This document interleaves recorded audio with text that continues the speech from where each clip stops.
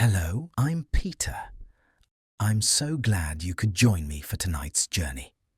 Where are you listening from tonight? The Midwest, the South, or perhaps some quiet corner of the countryside?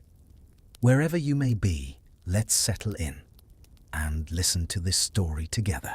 Because tonight, our story takes us to a landscape of frost fear and freezing silence. We are uncovering the forgotten nightmare of what it really costs to sleep through a Wild West winter. Erase the cozy images of warm hearths and thick blankets you know from the movies. The reality was a silent battle, a test of endurance where comfort was a myth. The terrifying truth: one mistake with your fire, and you wouldn't just get cold, you simply wouldn't wake up. So before you wrap yourself in the safety of modern heating, please take a moment to like and subscribe, acknowledging how lucky we are tonight.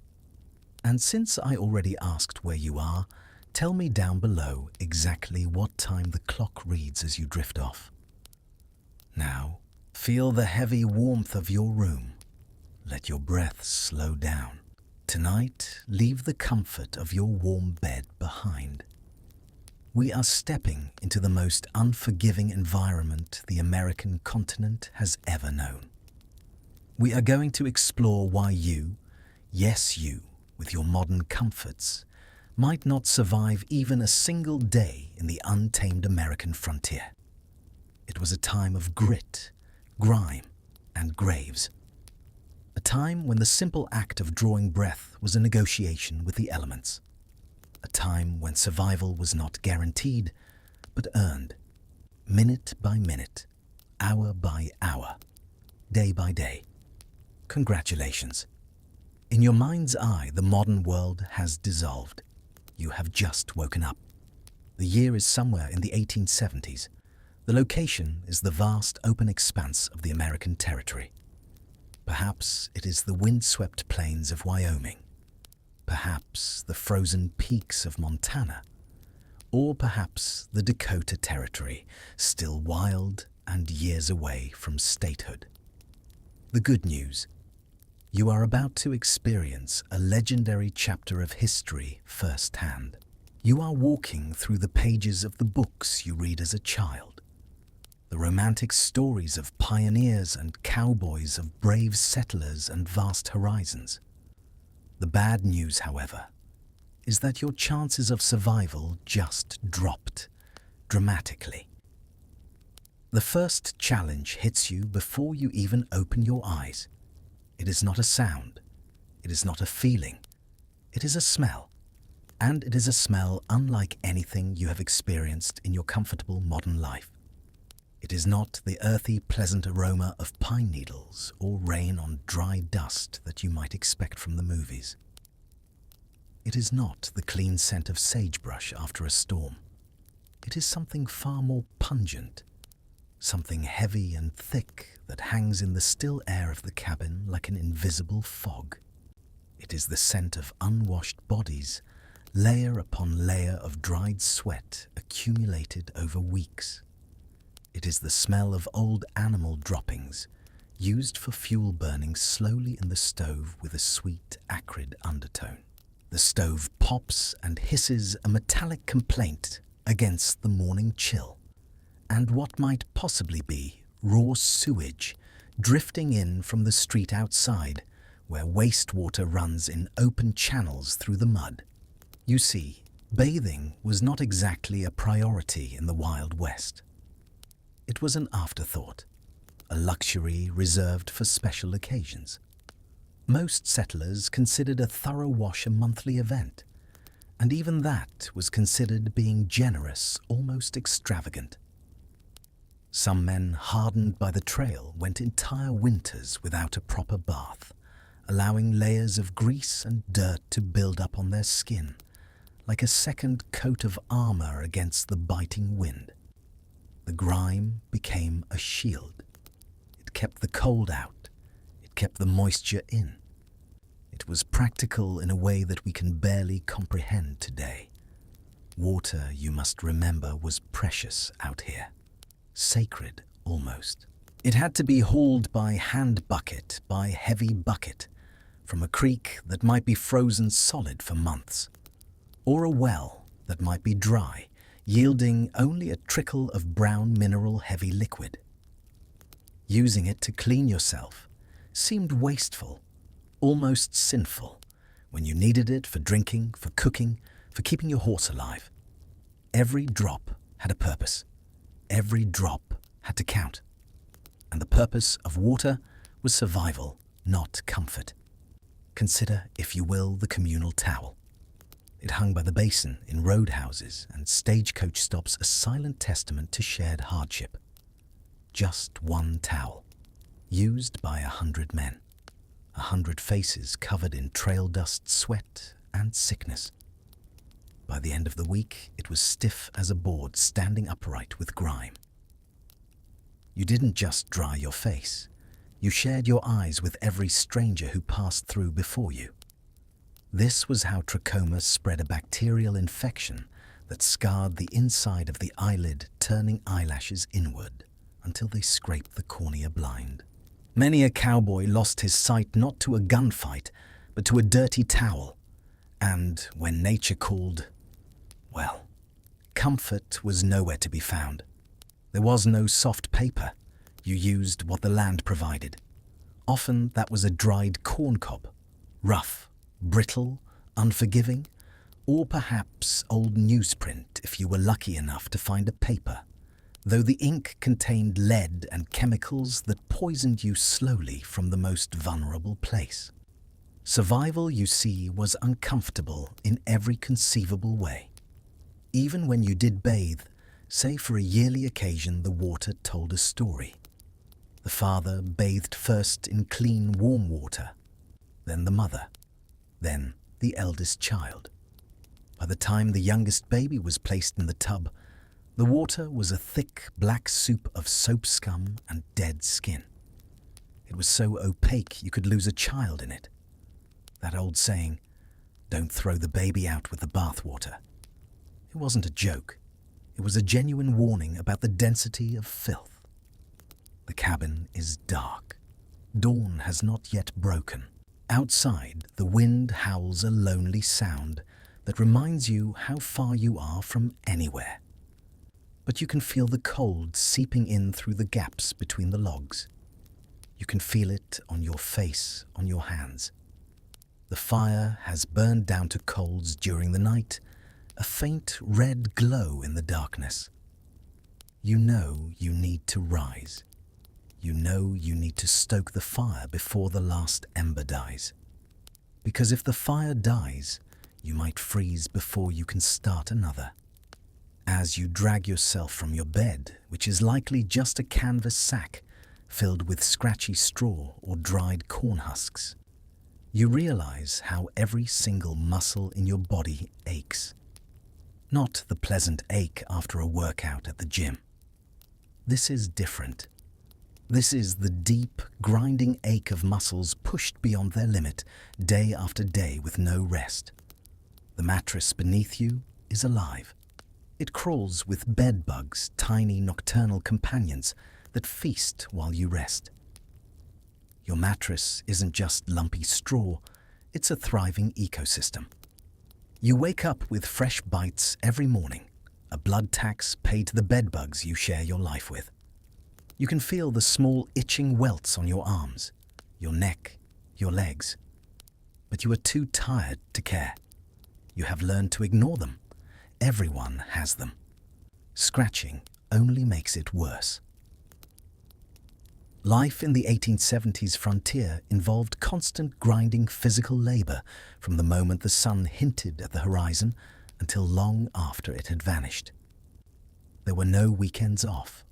There were no vacations. There were certainly no ergonomic considerations for your back or your knees. Whether you were a farmer, a miner, or a ranch hand, your body was your primary tool.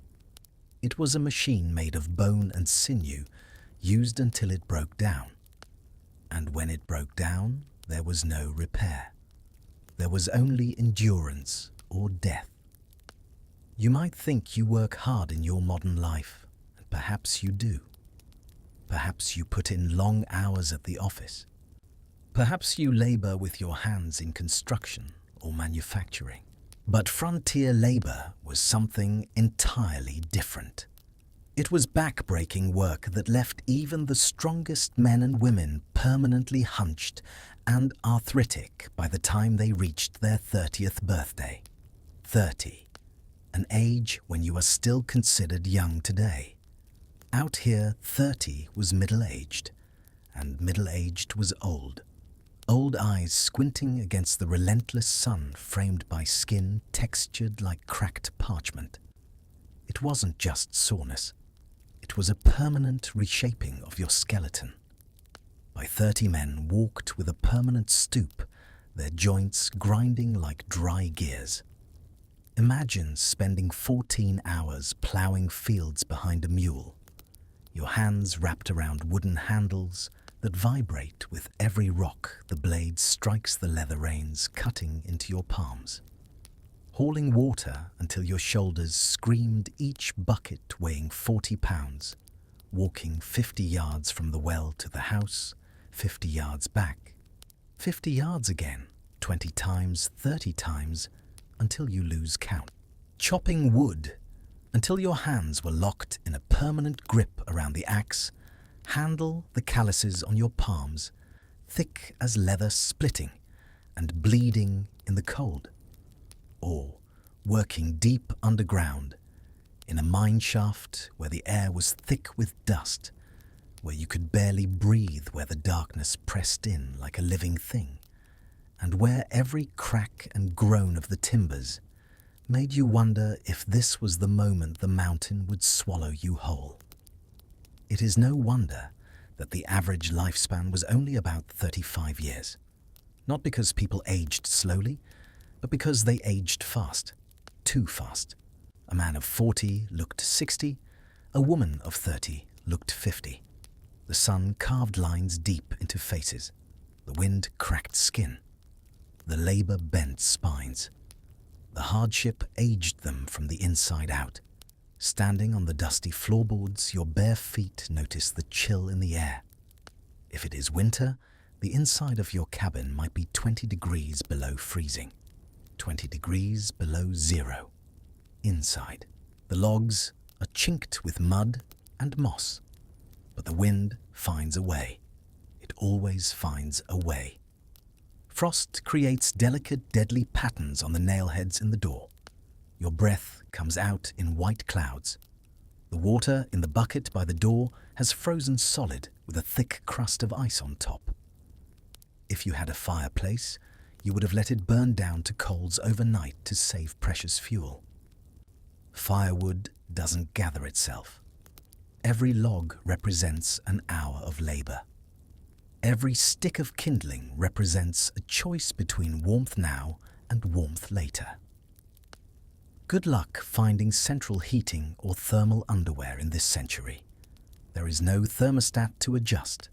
There is no dial to turn. There is only the fire and your ability to tend it. And if it is summer, well, get ready to sweat through every article of clothing you own. The same cabin that traps the cold in winter traps the heat in summer. It becomes an oven. The air inside can reach 120 degrees. The tin roof radiates heat like a griddle. There was no escaping the elements in the Wild West. The weather was not something you watched from a window. It was something you lived inside of, day and night, awake and asleep. Speaking of clothing, forget comfort. Forget soft cotton. Forget breathable fabrics. Men typically owned maybe 2 sets of clothes. 2. One to wear, one to wash, if you bothered to wash at all. Rough canvas or denim pants that stood up on their own after a few weeks of wear, stiff with dried sweat and dirt. Cotton shirts that chafed against the skin at the neck and wrists, the seams rough and unfinished. Women wore multiple layers regardless of the temperature. Layers upon layers. A chemise next to the skin usually yellowed with age and repeated washing. A corset boned with whalebone or steel laced so tight it restricted breathing, deformed the rib cage, and compressed the internal organs.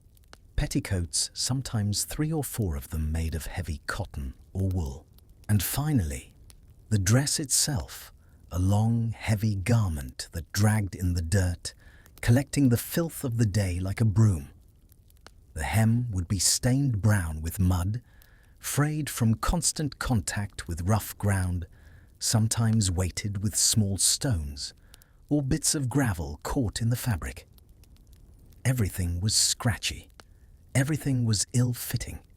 Everything was rarely cleaned.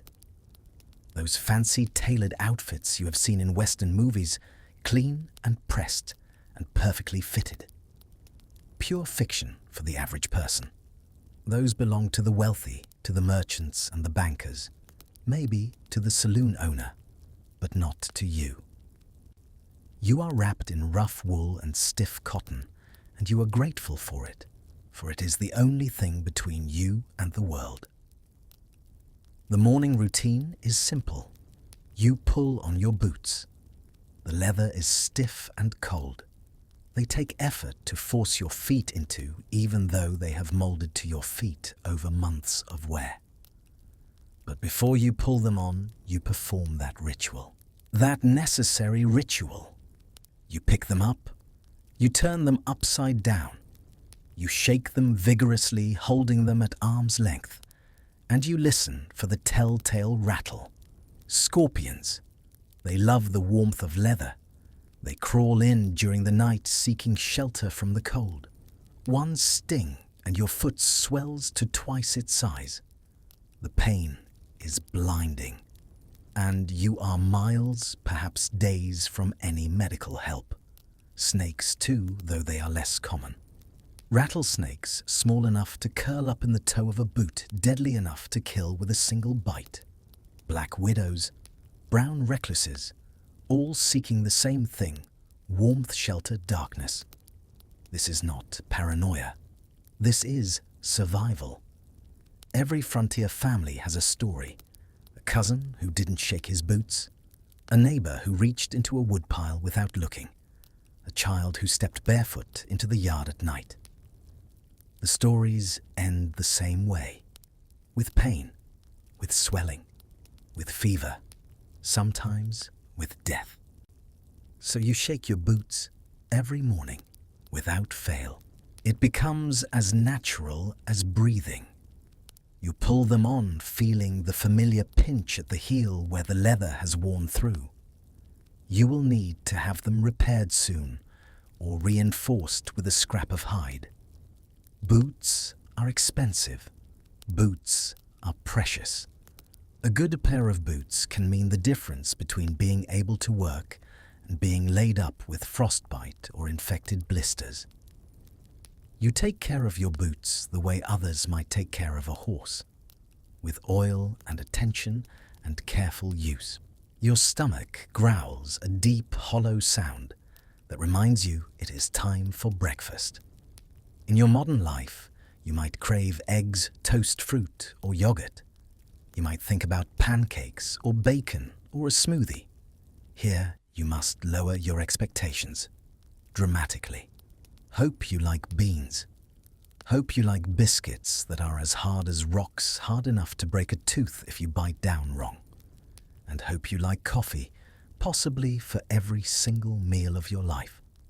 The Wild West diet was monotonous and nutritionally deficient. It was fuel, nothing more. There was no concept of a balanced meal, no food pyramid, no understanding of vitamins or minerals or protein. You ate what you could get. You ate what would keep. You ate what wouldn't kill you. And you ate it until you couldn't stand the sight of it anymore, and then you ate it some more.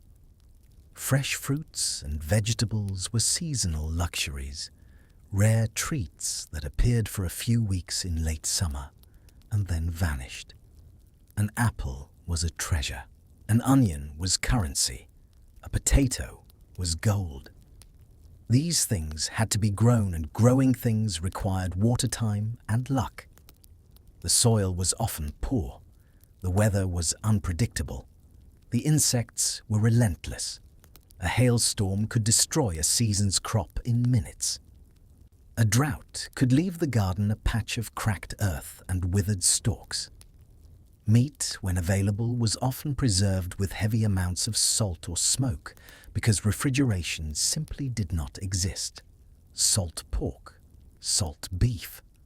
The jerky was so hard and dry it could last for months without spoiling, but it was like chewing leather, chewing saddle leather specifically.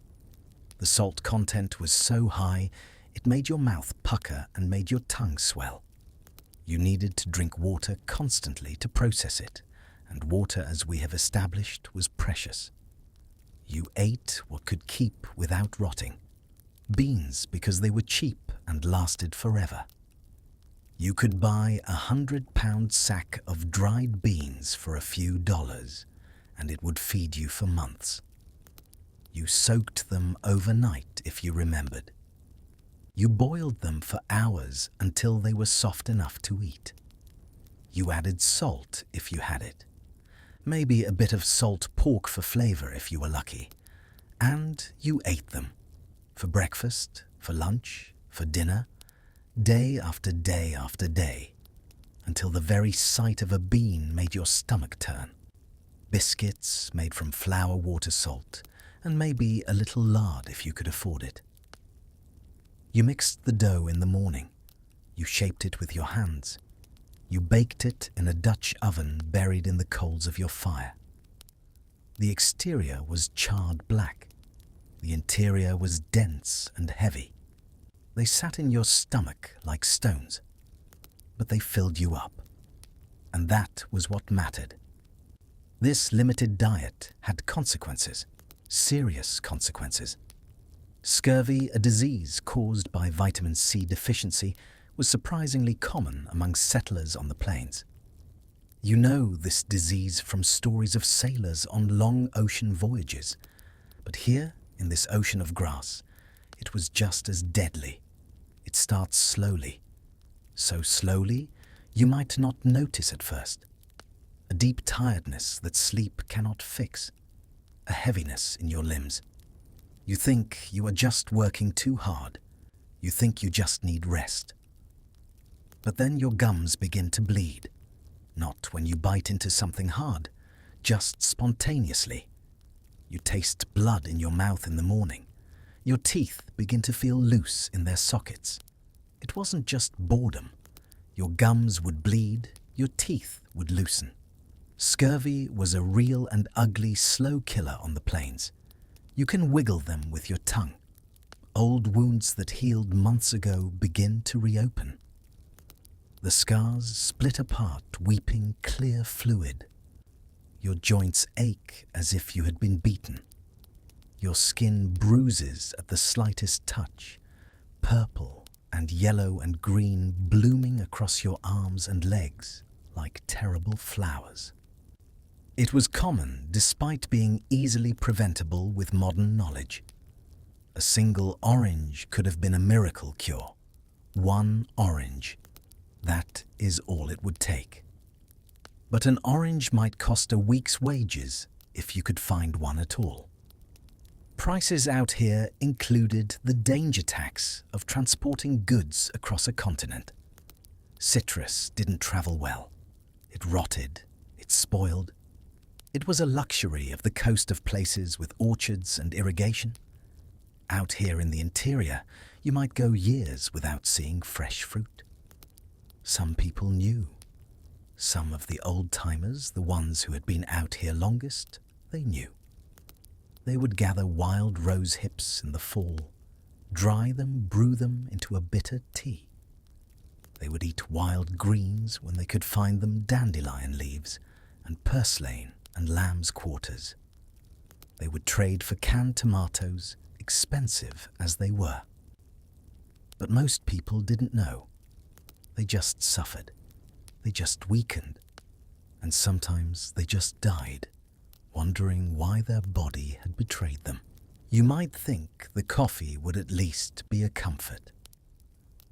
Cowboys always seem to have a pot brewing by the fire in the movies, steam rising romantically into the morning air, the smell rich and inviting. But what you are served barely resembles what you would recognize as coffee. It is typically boiled to within an inch of its life, black as tar and bitter beyond belief. Supplies were often scarce, so cooks would stretch the coffee grounds by adding questionable fillers. It might include crushed eggshells to settle the grounds to keep them from floating in your cup, or even salt a pinch of salt to reduce the bitterness to make it drinkable. In desperate times, it might be mixed with chicory, which is not coffee at all, but a root roasted and ground with a woody, earthy taste, or roasted grain, barley, rye, anything dark that could pass for coffee grounds. Some frontier cooks would reuse the same coffee grounds 3, 4, or 5 times, adding fresh water each time until what came out was barely colored water with a hint of the memory of coffee. But pause for a second. Wrap your cold hands around that tin cup. Feel the heat transfer instantly to your palms, stinging at first, then settling into a deep, aching comfort. Watch the steam rise. In the freezing air of the cabin, the steam doesn't just vanish, it dances. Thick white ribbons of vapor curling and twisting in the morning light, rising straight up towards the rafters like a silent prayer. For a moment, the world shrinks down to just this, the warmth in your hands and the hypnotic swirling ghost of the steam. And yet you drink it. You drink it gratefully, because the caffeine, weak as it might be, helps you face the day. It sharpens your mind, if only slightly. It warms your belly. It gives you something to hold in your cold hands, a moment of comfort before you step out into the world. So you drink it without complaint, feeling the grit settle between your teeth, feeling the bitter liquid coat your tongue. You drink it, and you are grateful. The breakfast itself is eaten quickly. There is no lingering over the meal, no leisurely reading of the morning paper because there is no paper, no scrolling through your phone because there are no phones. You eat standing up or sitting on a rough bench. You eat with a tin plate balanced on your knee. You eat with a spoon because forks are expensive and unnecessary. You scoop the beans into your mouth. You gnaw at the biscuit. You wash it down with coffee. And then you are done. The meal takes 5 minutes, maybe 10 if you are feeling leisurely.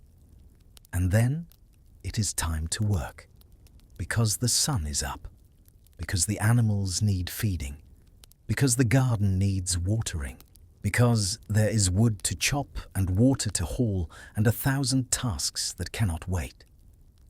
The morning meal is not a social occasion. It is refueling. It is maintenance. It is preparing your body for the labor ahead. Before heading outside, you perform that ritual, that essential ritual. You pick up your boots and you turn them upside down. You shake them vigorously, even though you shook them before you put them on, even though you know logically that nothing could have gotten in while you were wearing them. But the habit is so ingrained that you do it anyway. Check, double check, because carelessness kills. You might want to check your shoes for scorpions or snakes that could have sought shelter in the warmth of the leather during the cold night. It wasn't uncommon for frontier folks to shake out their boots each morning, a habit born from painful, sometimes fatal experience.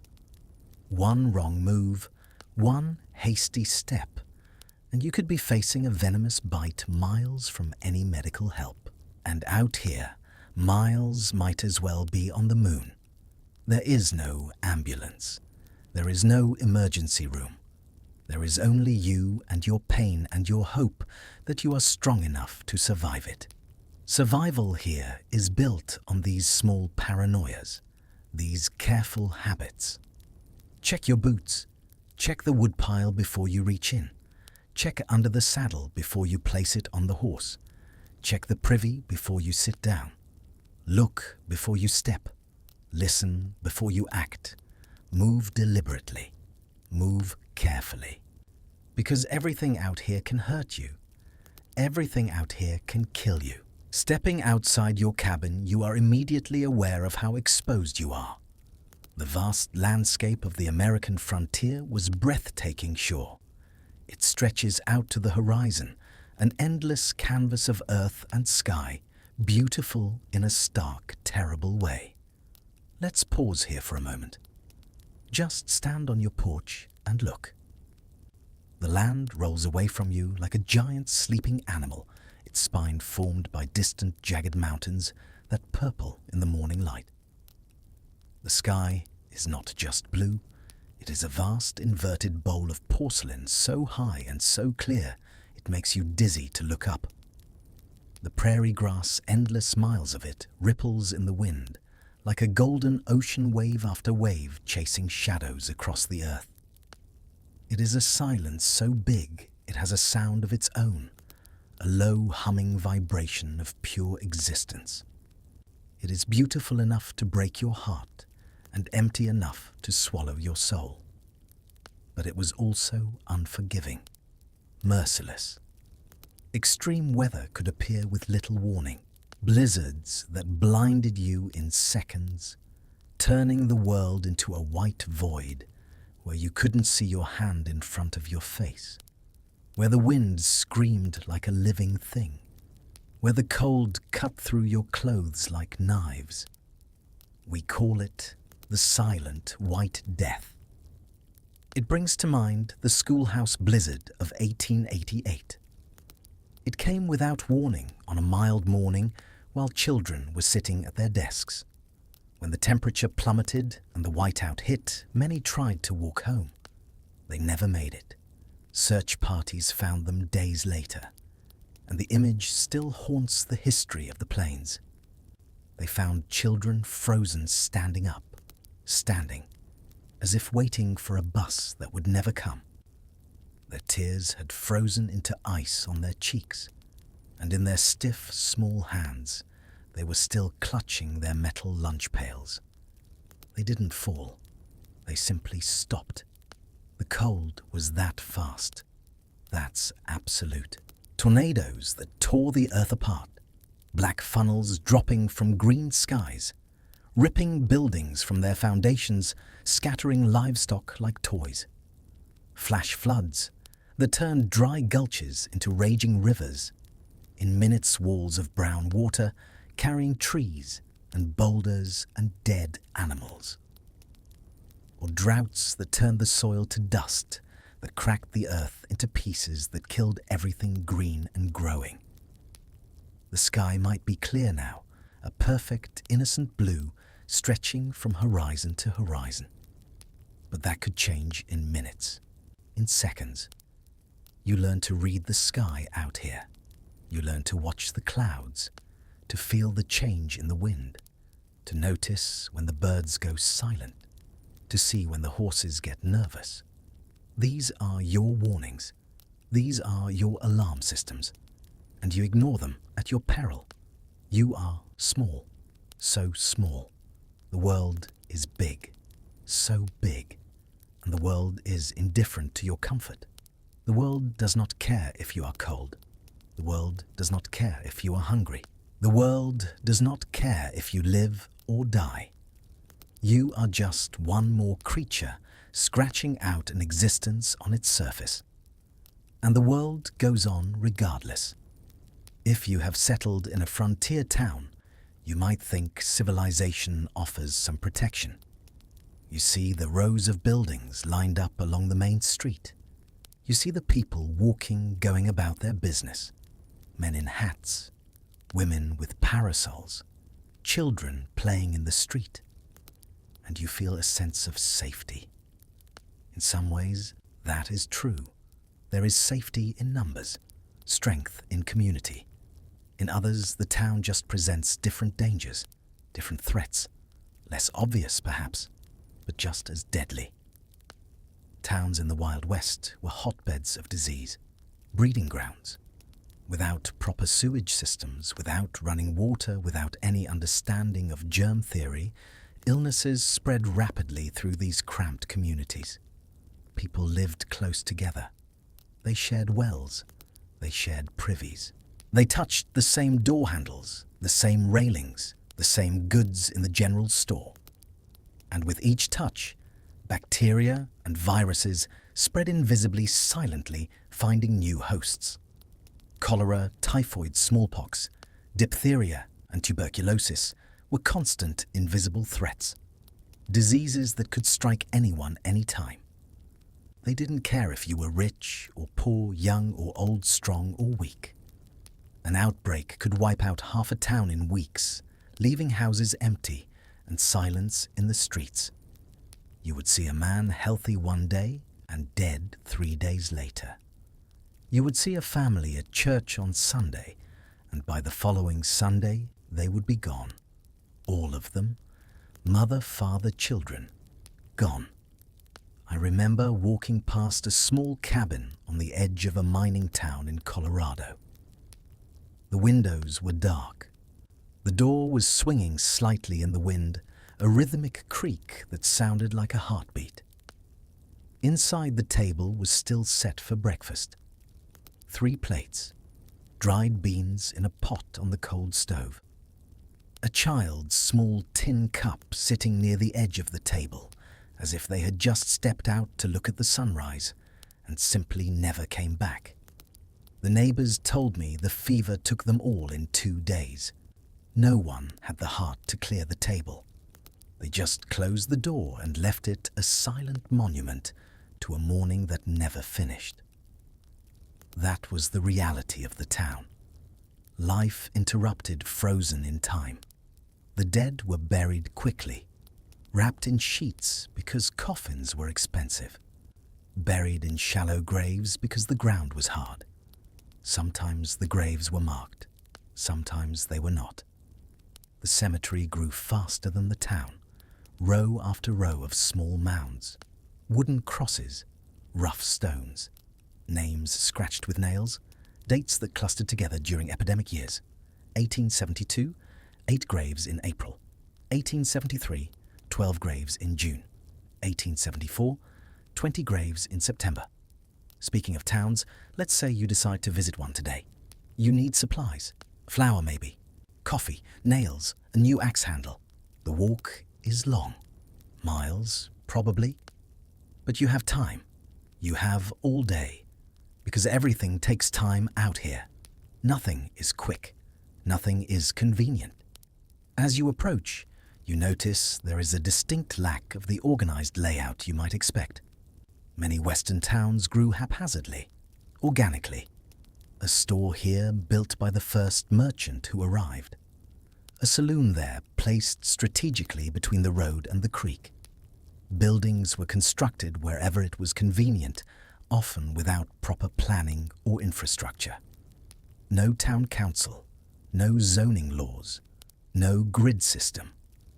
Just people building where they wanted, where the land was cheap, where they happened to stop. The streets are not paved. There is no cobblestone like in the European cities some of the immigrants remember. There is no asphalt like you know. They are instead dirt tracks that transform into sucking mud pits when it rains deep enough to pull a boot off your foot, deep enough to trap a wagon wheel, deep enough to swallow a small dog. And inside the general store, amidst the heavy clashing scents of cured leather pickles and kerosene, you might witness a moment of pure aching contrast. On the counter sits a bolt of fine silk imported from the East, perhaps blue as a summer sky, ordered by a wealthy merchant's wife. You watch a trapper, a man wearing stiff, grease-stained buckskins, stop in his tracks. He reaches out a hand that is cracked, blackened and scarred like an old tree root. He hovers his fingers over the fabric.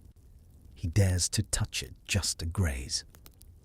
And then he recoils, pulling his hand back quickly as if burned. He realizes his own roughness would snag the delicate weave. In his eyes, just for a second, you see it. The mourning for softness, the sudden crushing realization of how hard he has become.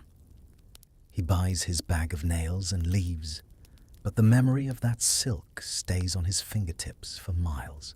If you have settled in a frontier town, you might think civilization offers some protection, some measure of safety.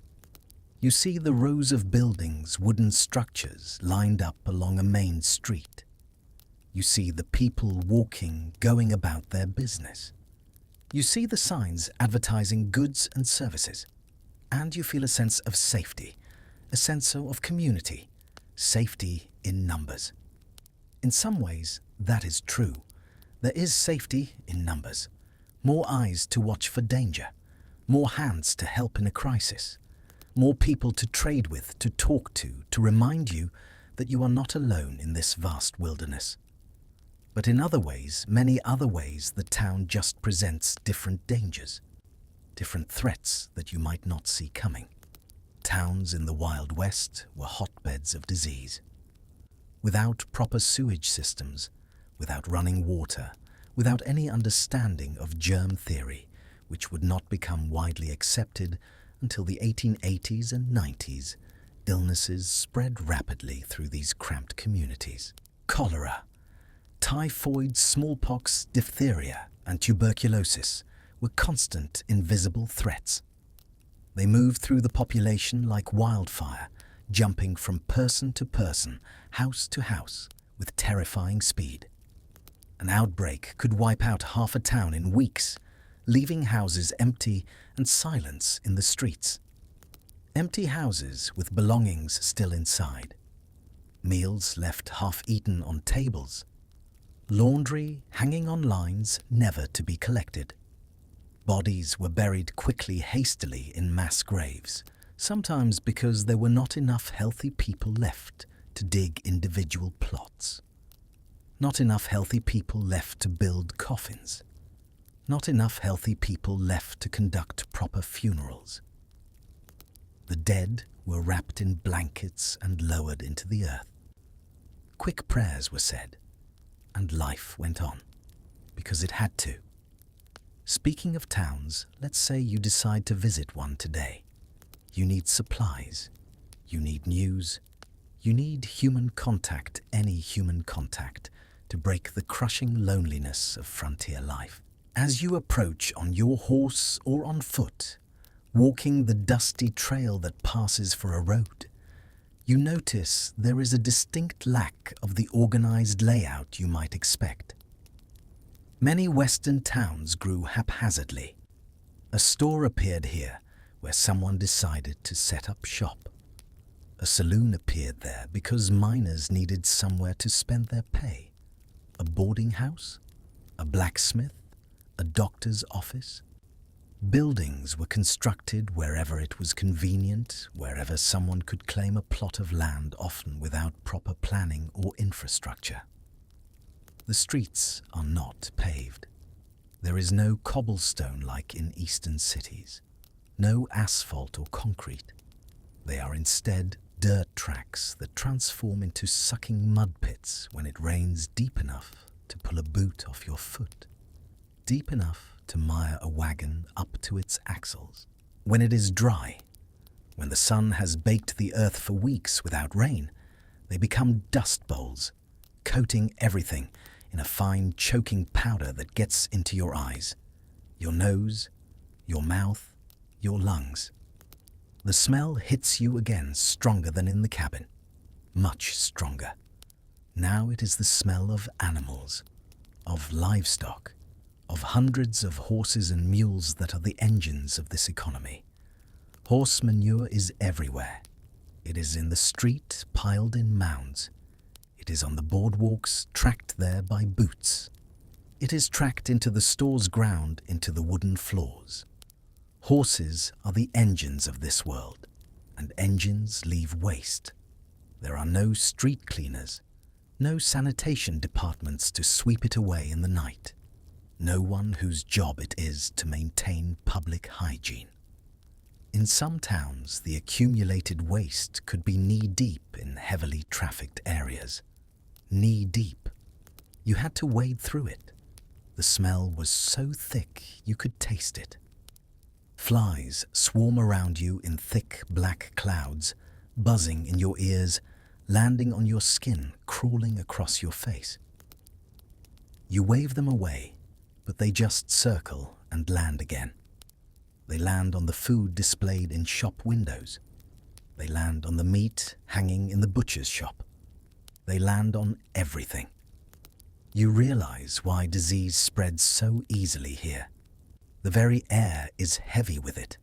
Heavy with bacteria and viruses and parasites, all looking for a new host.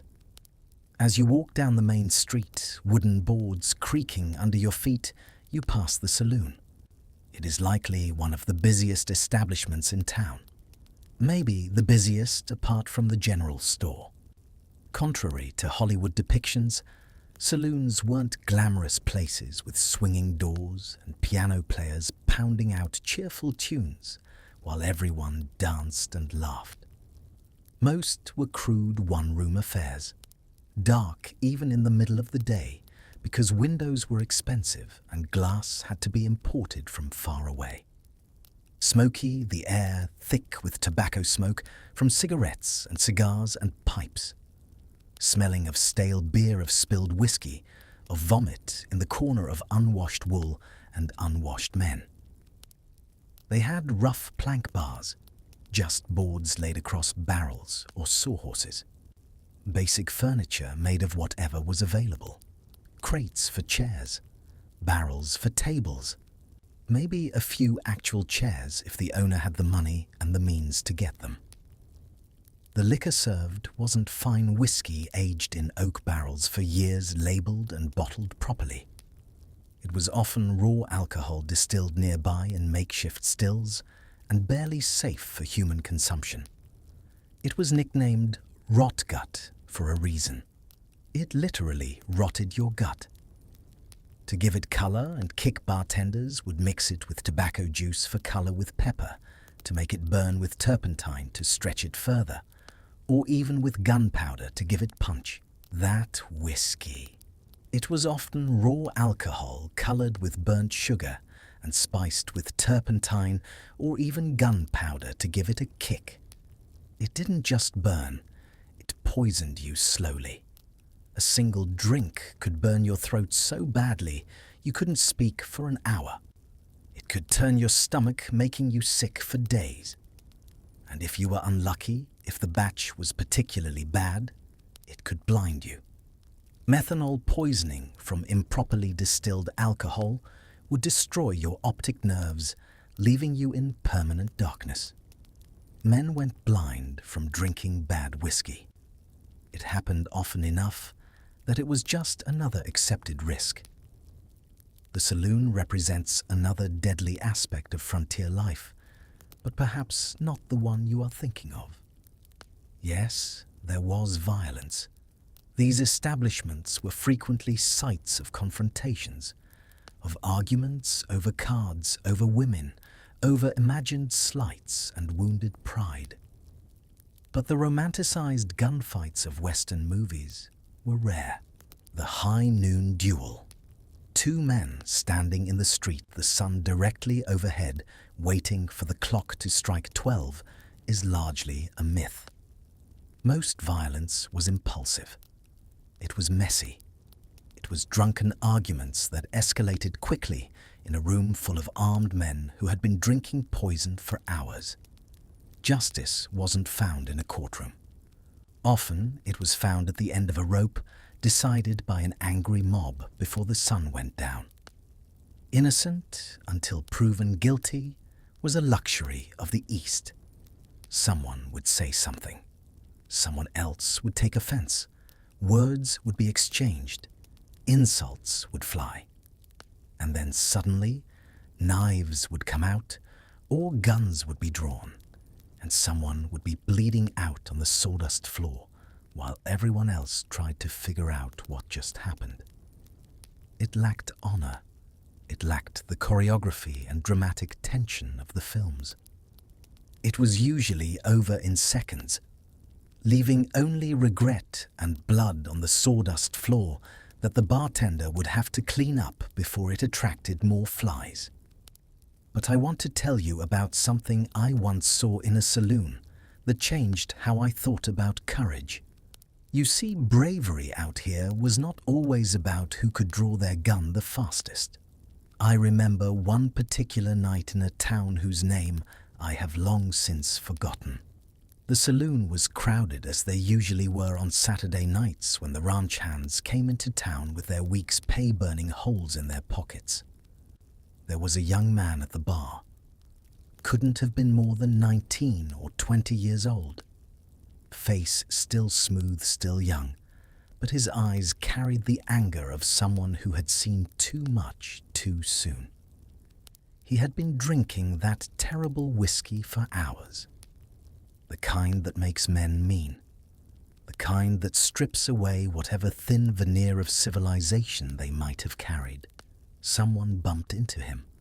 Not hard, just a slight contact shoulder to shoulder in the crowded room.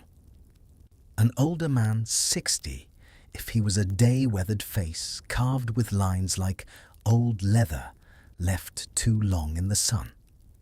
He was just trying to get to the bar, wasn't looking for trouble. But the young man, full of whiskey and whatever demons he carried, took it as an insult. He whirled around, hand dropping to the pistol at his hip. "You blind old man!" He snarled loud enough that the room started to go quiet.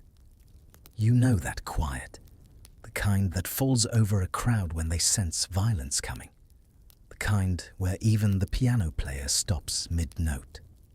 The entire saloon held its breath. Everyone expected the same thing. The old man would either back down, apologize, or humiliate himself to avoid a fight. Or he would draw his own gun, and we would have another body to bury in the morning.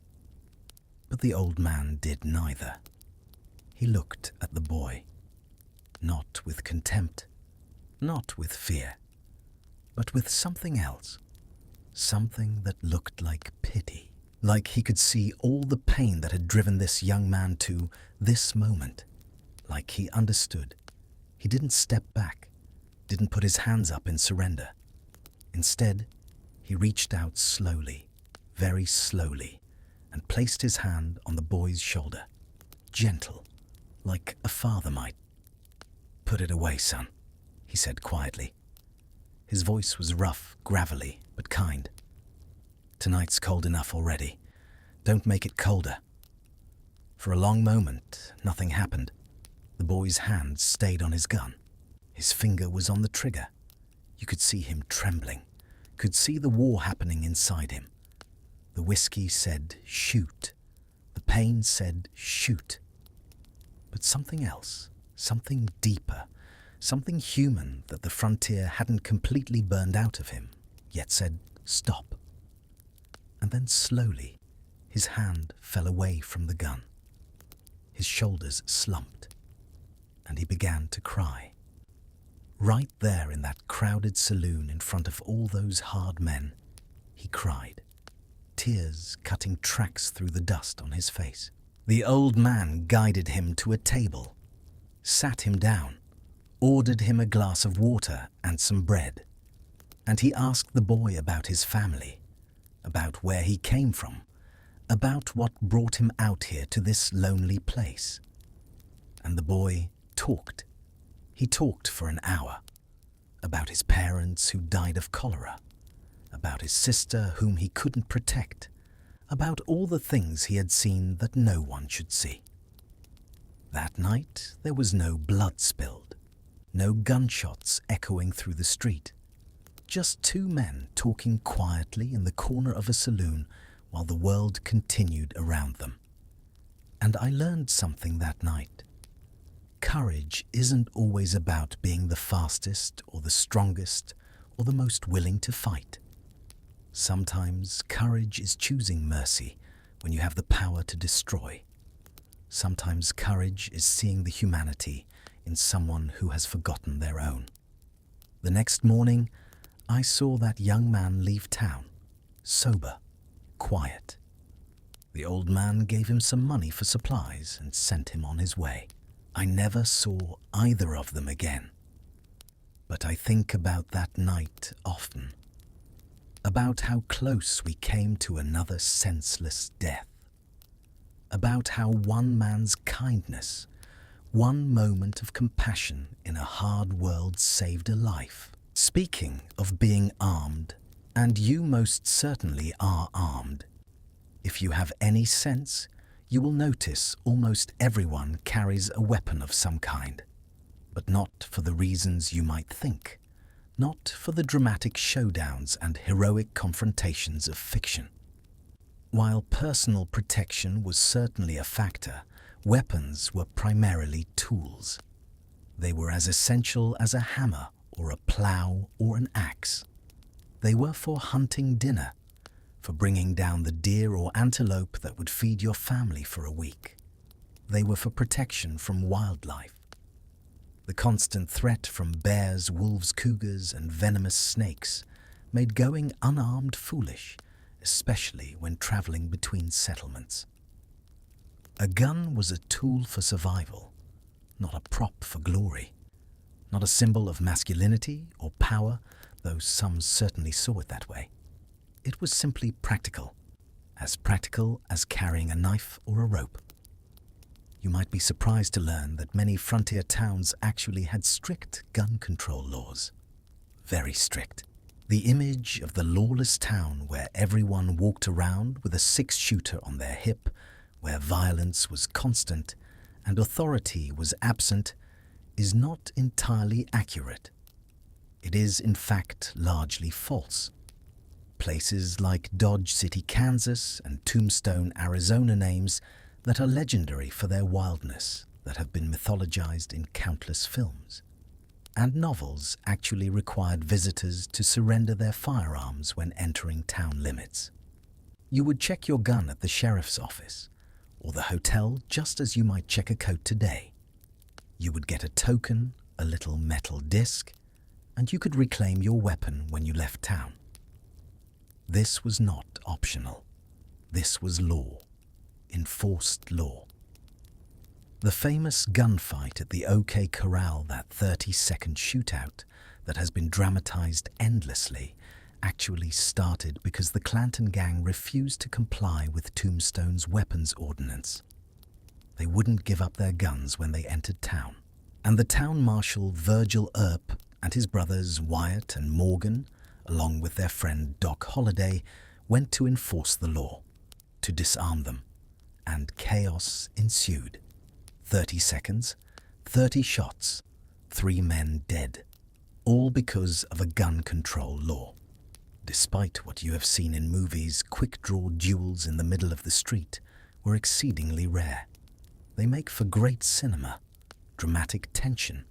The camera cuts between the two men's faces, hands hovering over gun handles, sweat dripping, clock ticking, and then, in a blur of motion, 2 shots, and 1 man falls.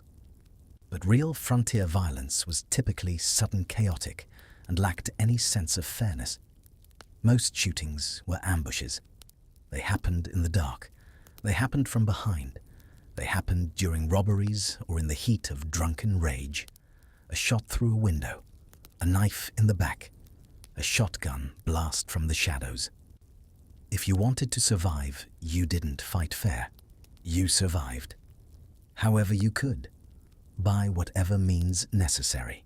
Honor was a luxury for those who could afford it. And out here, very few could.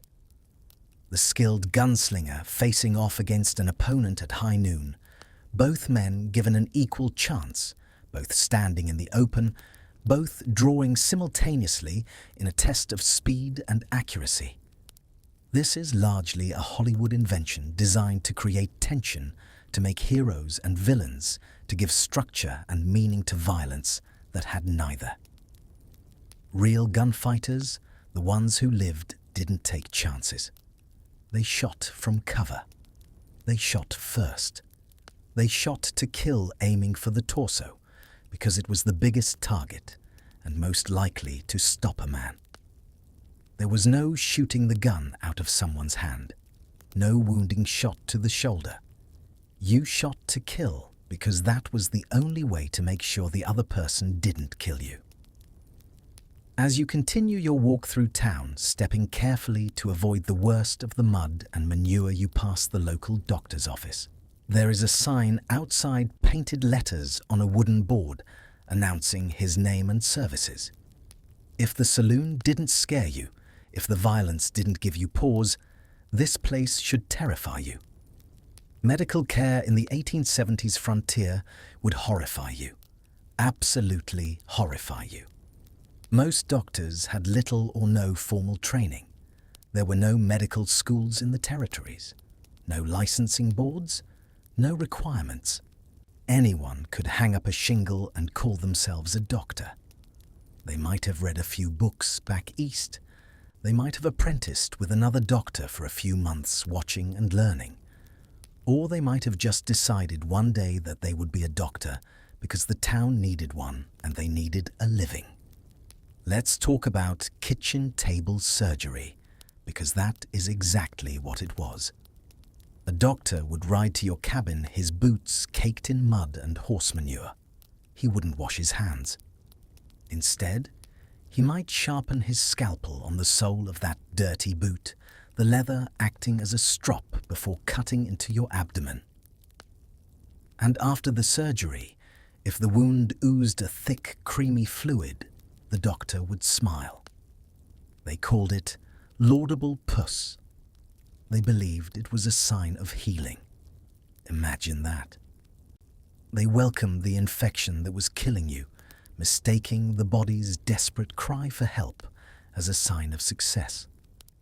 Surgical procedures were performed without anesthesia, beyond a stiff drink of that turpentine whiskey we talked about, or perhaps some morphine.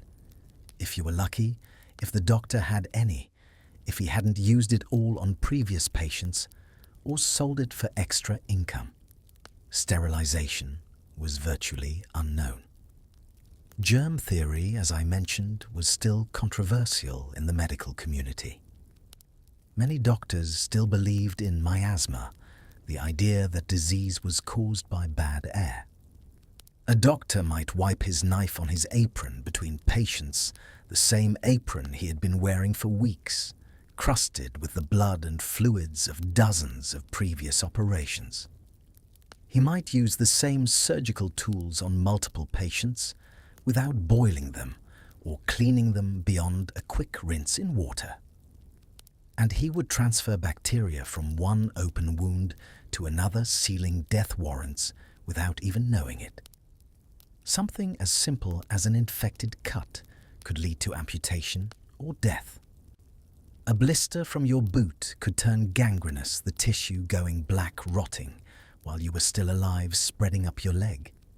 You would smell it first, that sweet, sickly smell of decaying flesh. And then the choice, lose the leg or lose your life. Common treatments included bloodletting, draining the bad blood from a patient who was already weak, already fighting for survival, making them weaker still. They used mercury compounds, which we now know are incredibly toxic, causing brain damage, kidney failure, and death. They used arsenic, which is literally poison for everything from headaches to malaria. And they did more harm than good, far more harm, though they meant well. Most of them meant well. Women in childbirth faced mortality rates as high as 1 in 4 in remote areas. 1 in 4. Think about that. If you were a woman on the frontier and you became pregnant, which happened frequently because birth control was primitive at best and non-existent. At worst, you had a 25% chance of dying from it. Without hospitals, without antibiotics, without cesarean sections, birth was a deadly gamble. Women died from hemorrhaging, from infections, from obstructed labor, when the baby couldn't pass through the birth canal and there was no way to help. They died in terrible pain in their own beds, while their husbands and other children waited outside the door. And if the mother survived, the baby might not. Infant mortality was staggeringly high. Nearly 1 in 4 children died before their first birthday. 1 in 3 before they reached age 5. Parents didn't name their babies immediately. They waited sometimes for months because they knew there was a good chance the child wouldn't survive. Dentistry involved extraction without anesthesia, using crude tools that looked more like blacksmith tongs than medical instruments. And often, it was the blacksmith. If the town had no doctor, the man who shoed horses was the man who pulled teeth. He had the pliers, he had the strength, and he had the fire. If a tooth was infected, or if the bleeding wouldn't stop after he yanked it out with his iron grip, he didn't use stitches. He used cauterization. He would take a glowing red-hot iron from his forge and jam it into your open gum. The smell of your own burning flesh was the last thing you remembered before you passed out from the pain. It was brutal, but it was better than the slow death of a rot that spread to the jaw. Most people suffered from painful dental issues for years, nursing abscesses and rotten roots faces, swollen breath-foul infections spreading before finally giving in and losing their teeth. And then they would have no teeth. They would have to gum their food or eat only soft things, would age prematurely, would look old at 30. If you were injured or fell ill on the frontier, your survival often depended more on your own constitution and luck than medical intervention. Even minor injuries could become life-threatening. A broken bone from being thrown from a horse, which happened constantly, might never heal properly if it wasn't set correctly. You could end up with a leg that was shorter than the other, or an arm that couldn't bend, or fingers that wouldn't close, leaving frontier folk with chronic pain, with limps, with disabilities that would plague them for the rest of their lives. The famous phrase, "Only the strong survive," had a literal, brutal meaning in the Wild West. Weakness was a death sentence, not because people were cruel, though some certainly were, but because the environment was so harsh that only those with strong constitutions, with lucky genes, with robust immune systems could endure. The rest died, quickly or slowly, but they died. Crossing rivers presented another deadly challenge on the Oregon Trail. Wagons weren't designed to float. They were heavy, clumsy boxes of wood and iron, packed full of everything a family owned, everything they needed to start their new life.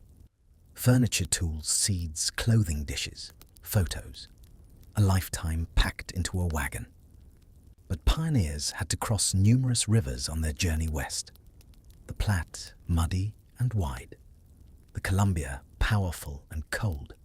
The Snake, living up to its name with dangerous currents. Some had ferries, rickety platforms pulled by ropes, or floating down current to the other side. But these cost money that many families didn't have. And even when you paid, ferries could fail. Ropes could break. Platforms could overturn. Many river crossings required the wagon to be floated across like a makeshift boat. They would caulk the bottom with tar or rags. They would unload some of the weight. They would tie ropes to the opposite bank. And they would hope. Wagons frequently capsized in these crossings. The current was too strong. The wagon was too heavy. The bottom wasn't sealed well enough. Water would pour in. The wagon would tip. And everything inside would be swept away, drowning people and livestock, dragging them down into the cold, murky water. Bodies were sometimes found miles downstream days later. But there were moments, usually just before dusk, when the sheer scale of the journey became something almost spiritual. Imagine standing on a rise looking west. Below you, the line of canvas-covered wagons stretches out like a white snake winding through the sea of grass. As the sun dips low, turning the horizon into a bruise of purple and gold, the dust kicked up by 1,000 oxen catches the light. For a few minutes, that gritty, choking cloud transforms.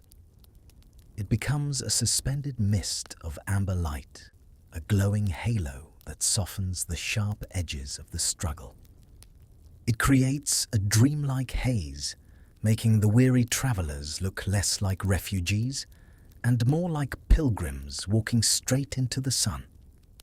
And here is the tragedy that silence keeps. Along the trail, you wouldn't just see graves, you would see the ghosts of dreams.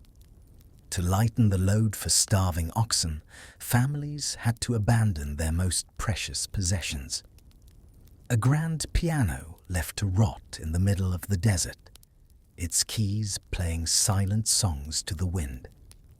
A chest of drawers hand-carved by a grandfather back in England, standing absurdly on the sagebrush. Boxes of fine china carried carefully for 1,000 miles, dumped by the roadside because the mud was too deep. These weren't just objects. They had the life they thought they were going to have, and walking away from them was the first, hardest death they had to die. Supplies that represented a family's entire life savings were washed away in an instant. Gone. Furniture that had been in the family for generations floating away. Seeds for planting their first crop scattered across the riverbed. Tools that couldn't be replaced. Children's toys. Everything. Contrary to popular belief, attacks by Native Americans were relatively rare on the trail. Very rare. The Hollywood image of endless battles with Indians of circled wagons, fighting off waves of attackers with arrows flying and war cries filling the air, is largely fiction. Most tribes were actually helpful to migrants, offering supplies, guidance, and assistance with river crossings in exchange for trade. They would trade fresh meat for flour, would show travelers where to find water, would warn them about dangerous areas ahead. They had lived on this land for thousands of years. They knew it intimately, and many were generous with that knowledge. Yes, there were conflicts. There were misunderstandings, often stemming from cultural differences and language barriers. There were incidents where both sides responded with violence, but they were not common. They were not the primary danger. The majority of violent deaths on the trail came from accidents. Being crushed by wagon wheels was shockingly common. The wagons weighed thousands of pounds. The wheels were iron-rimmed and as tall as a man. If you slipped while walking beside the wagon, if you fell while trying to adjust something, if a child ran in front of the wagon and didn't get out of the way in time, a stumble, a fall, and the massive iron-rimmed wheel would roll over a leg or a chest. The bones would shatter like dry wood. Internal organs would rupture. And there was nothing anyone could do but watch as the person died slowly in agony over hours or days. Firearms accidents were also frequent. People were armed, certainly, but many were not experienced with guns. A weapon discharged accidentally while being loaded, or while being unloaded, or while someone was cleaning it, or simply from the jostling of the wagon hitting a rock. A bullet might hit the person holding the gun, or someone nearby. Children were often victims of firearms accidents, curious about the weapons they saw the adults carrying. The psychological toll was immense, beyond description. Families buried children, parents, and spouses along the way. They left them in the lonely earth of the prairie and turned their faces west, walking away from the fresh graves. Can you imagine that? Can you imagine burying your child and having to walk away, having to leave them there alone while you continued on? The constant stress, the grief that had no outlet, the physical hardship that never relented, the heat or cold, the hunger, the thirst, the fear. It led many travelers to mental breakdown. Trail madness, it was sometimes called. People would become irrational, paranoid, violent. They would wander off into the wilderness and not return. They would sit down by the side of the trail and refuse to go on, preferring to die there rather than take another step. And sometimes the hunger forced a choice that no human should ever have to make. We all know the name the Donner Party, trapped in the Sierra Nevada winter of 1846. But do you know the detail that keeps me awake? It wasn't just that they ate the dead to survive. It was the organization of it, the cold logic of starvation. To preserve some shred of sanity, some tiny fragment of civilized taboo, they labeled the meat. They made sure no one ate their own kin. A mother would eat the flesh of a stranger to produce milk for her dying baby, but she would not touch her husband's body. They sat around fires surviving on the bodies of friends, carefully sorting the dead so they wouldn't consume the people they loved. That is the true horror of the frontier, not the dying, but what you had to do to keep living. But most walked on, because there was no going back.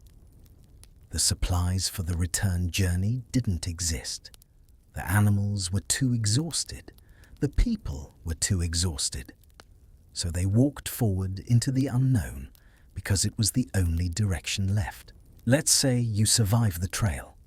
Against the odds, you make it. You arrive in Oregon or California or wherever your destination was. You have claimed your land under the Homestead Act, 160 acres of prairie or mountain foothills or desert depending on where you ended up. It is yours, free. All you have to do is improve it, build a dwelling, plant crops, live on it for 5 years. Then it is yours forever. Sounds simple? It wasn't. You need to work now. Work like you have never worked before. You pass a group of men heading to work at the local mine. Mining was one of the deadliest professions on the frontier. One of the deadliest professions in human history, in fact. It wasn't just swinging a pickaxe, though there was plenty of that. It was descending into the dark throat of the earth, into shafts that went hundreds of feet down, into the belly of the mountain where men carved out gold and silver and copper, where they blasted rock with explosives and breathed air thick with dust. Underground cave-ins were constant. The timbers that were supposed to support the tunnel roof would crack under the weight of thousands of tons of rock above. Sometimes there was a warning, a creaking, a shower of small pebbles. Sometimes there wasn't. The ceiling would just collapse, burying men alive under tons of rubble. Rescue efforts would be mounted frantic digging, but more often than not, by the time they reached the buried miners, they were already dead, suffocated, crushed. Sometimes they would just seal the shaft and move on. Leave the bodies there because it was too dangerous to retrieve them. Toxic gas exposure was another killer. Mines naturally accumulated gases. Carbon monoxide from the blasting. Methane from pockets in the rock. These gases were invisible, odorless. You wouldn't know they were there until you couldn't breathe, until you collapsed. Miners would bring canaries in cages into the mines. If the bird died, you knew there was gas, and you got out. But sometimes the warning came too late. Explosions from improperly handled blasting powder killed and maimed thousands. The powder was unstable. If it got damp, it wouldn't explode properly, leaving unexploded charges in the rock that might go off when someone hit them with a pickaxe. If it got too dry, it became more sensitive, exploding from a spark or even friction.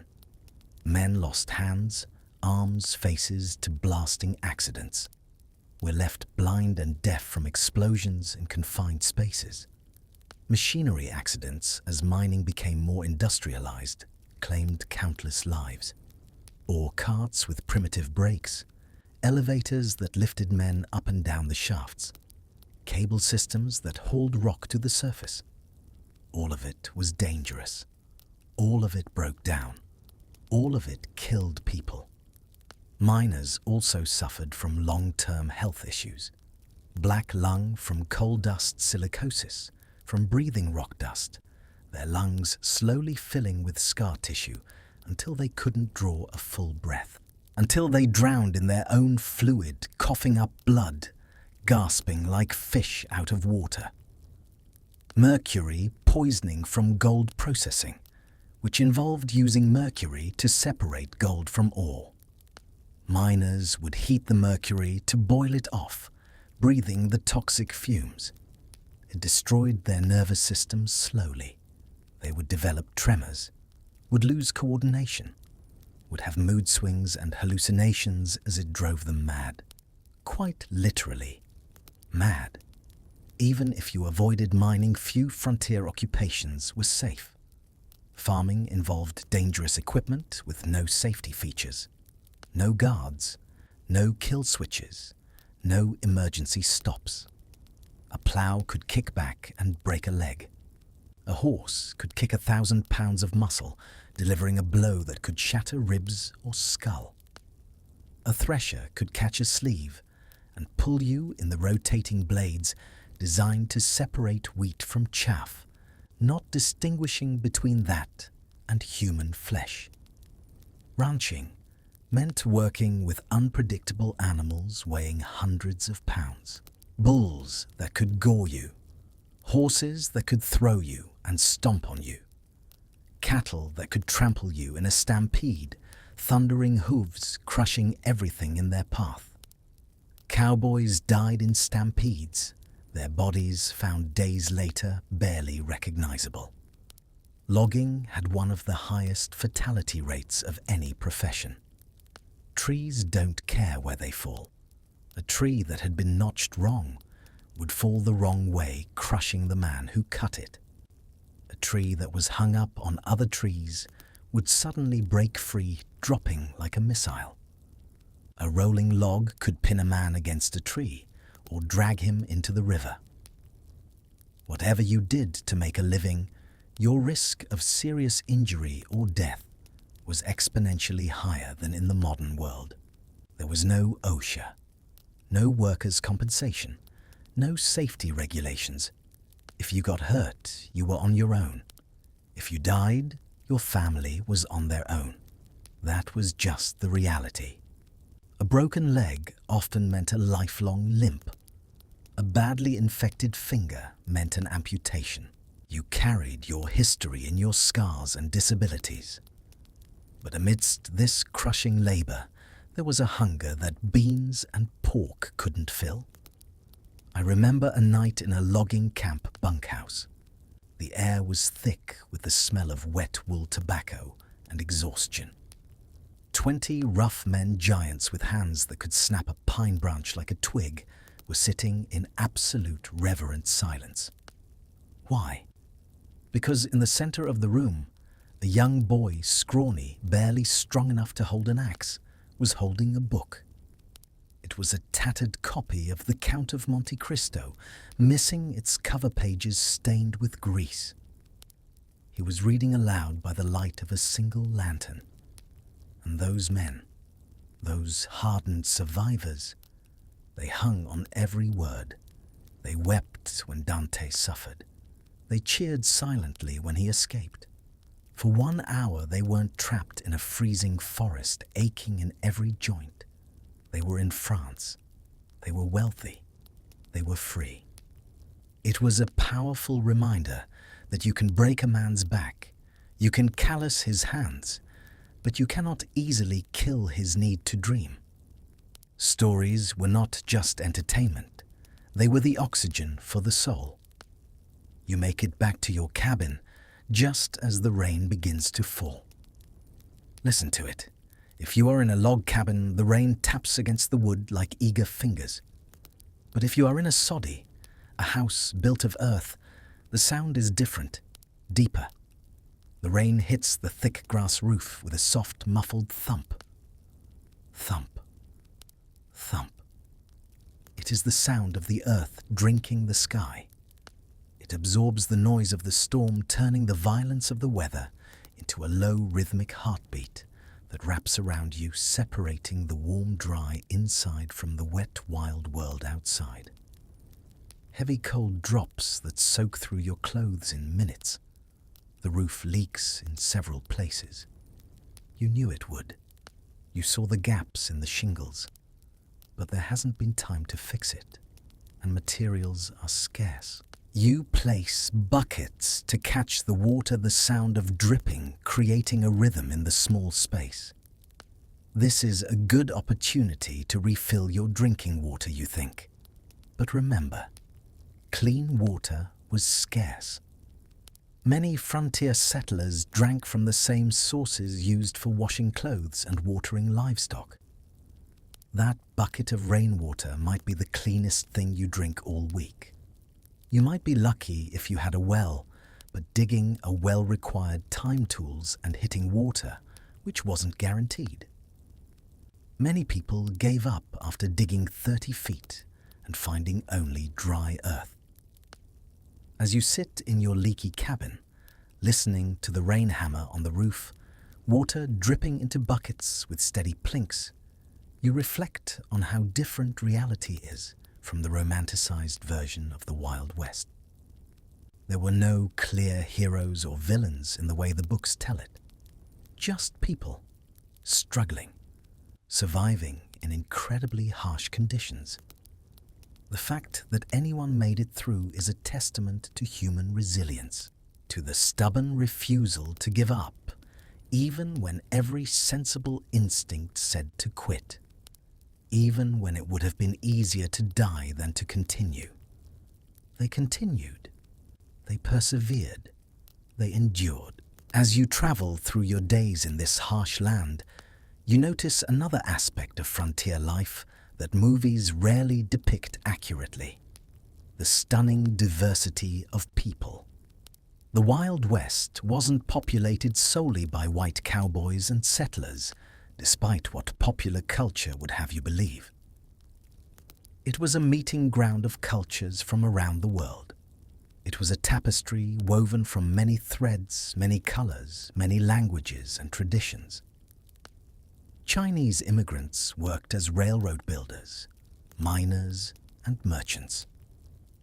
They came by the thousands, fleeing poverty and famine in China, seeking opportunity in Gold Mountain, as they called California. They built the spine of the nation with their own hands, blasting tunnels through granite mountains, laying track across deserts and through snowstorms. They did the most dangerous work, the work that killed the most men. When the Central Pacific Railroad was pushing east to meet the Union Pacific, they needed to get through the Sierra Nevada. Massive mountains of solid rock. Someone had to dangle over cliffs in wicker baskets, drilling holes for explosives. Someone had to clear snow in avalanche zones. Someone had to work in tunnels where the air was so bad you could barely breathe. That someone was Chinese laborers. They died by the hundreds, maybe by the thousands. No accurate records were kept because their lives weren't considered worth recording. Mexican families had been living in the Southwest long before it became U.S. territory. Long before the Treaty of Guadalupe Hidalgo in 1848, drew new lines on a map and suddenly declared them foreigners in their own homeland. Their vaqueros taught the American cowboys everything they knew about roping and riding. The leather chaps, the lasso, the spurs, the saddle design, all of it came from vaquero culture. But they were rarely given credit, rarely acknowledged. Black cowboys made up as much as 25% of the workforce on some ranches. 1 in 4. Men who had escaped slavery in the South or who were born free, seeking a freedom that was hard but real. Out here, a man's ability mattered more than the color of his skin. Not entirely. Racism existed everywhere. But there was a pragmatism on the frontier. If you could rope a steer break, a horse survive the winter, then you were valuable. These men built the cattle industry. They drove herds from Texas to Kansas. They fought in range wars, and their stories have been largely erased from popular memory.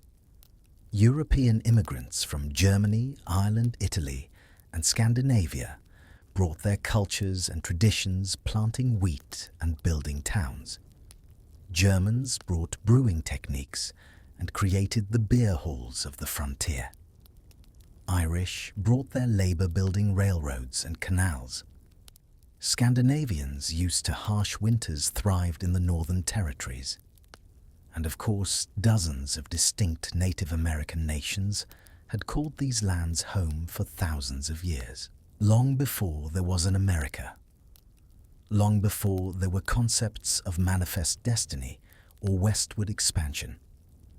They had thriving cultures, complex societies, sophisticated understanding of the land, and they were systematically displaced, their populations devastated by disease and war.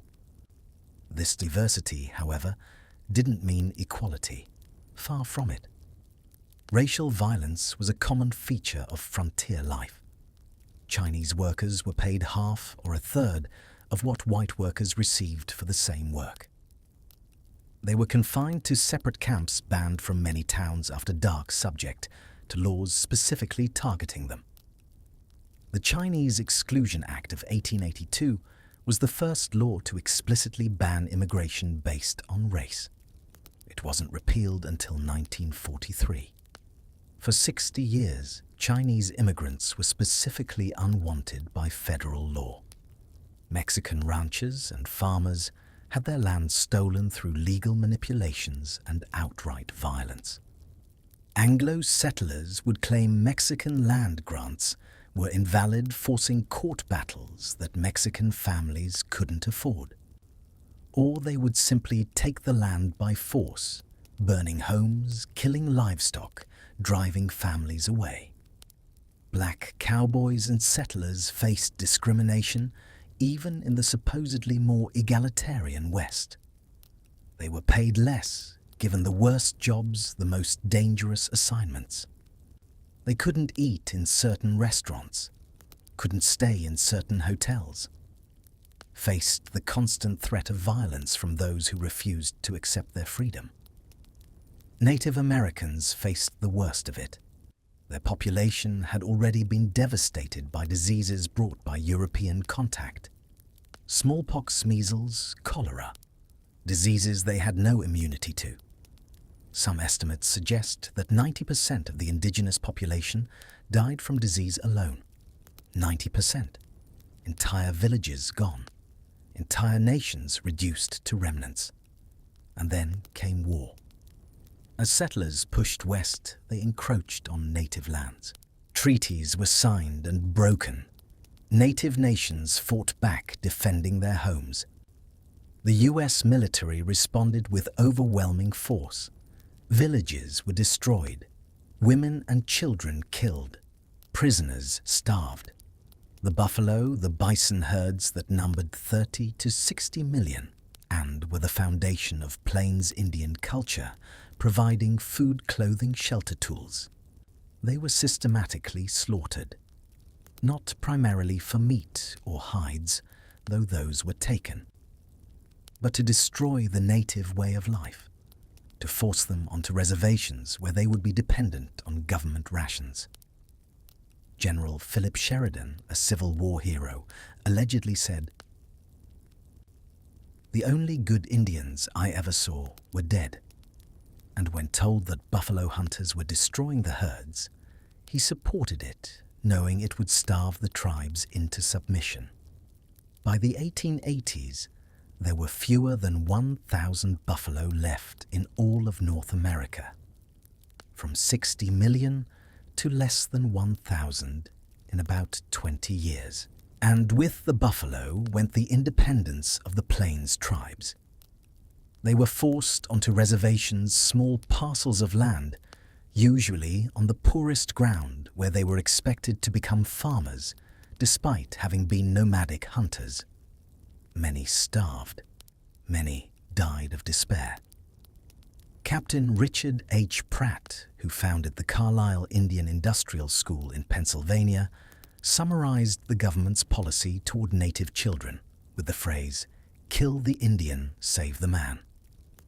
Native children were taken from their families and sent to boarding schools, where they were punished for speaking their languages, for practicing their religions, for any expression of their culture. Their hair was cut. They were given English names. They were beaten for infractions. Many died in these schools of disease, of mistreatment, of heartbreak, and they were buried in unmarked graves far from home. But tonight, we remember their presence. We remember that the face of the West was many colors. We remember the contributions that have been erased or minimized. We remember the suffering. And we honor the resilience of all these peoples who built this nation with their labor, their courage, and their blood.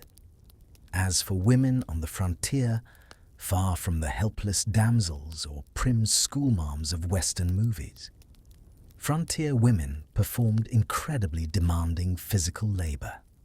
They were the backbone of survival.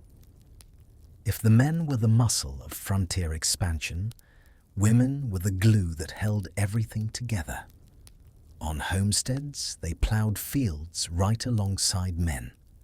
They tended livestock. They defended the home when men were away. A woman might need to shoot a wolf threatening the chickens, might need to deliver a neighbor's baby, might need to nurse the sick while keeping the household running. Their workday started before dawn and ended well after dark, often well into the night. Up before the sun to start the fire, heat water, make breakfast. Then the endless chores, washing clothes by hand in boiling water, scrubbing them against a washboard until knuckles bled, hauling water, making butter by hand, churning until arms ached, tending the garden, preserving food for winter, making candles and soap, sewing and mending clothes, cooking every meal from scratch, cleaning, teaching children their letters and numbers, and all this while possibly pregnant, which many women were for large portions of their adult lives. A frontier woman might be pregnant 10, 12, 15 times in her life. Not all pregnancies resulted in living children, given the high rates of miscarriage and stillbirth and infant mortality.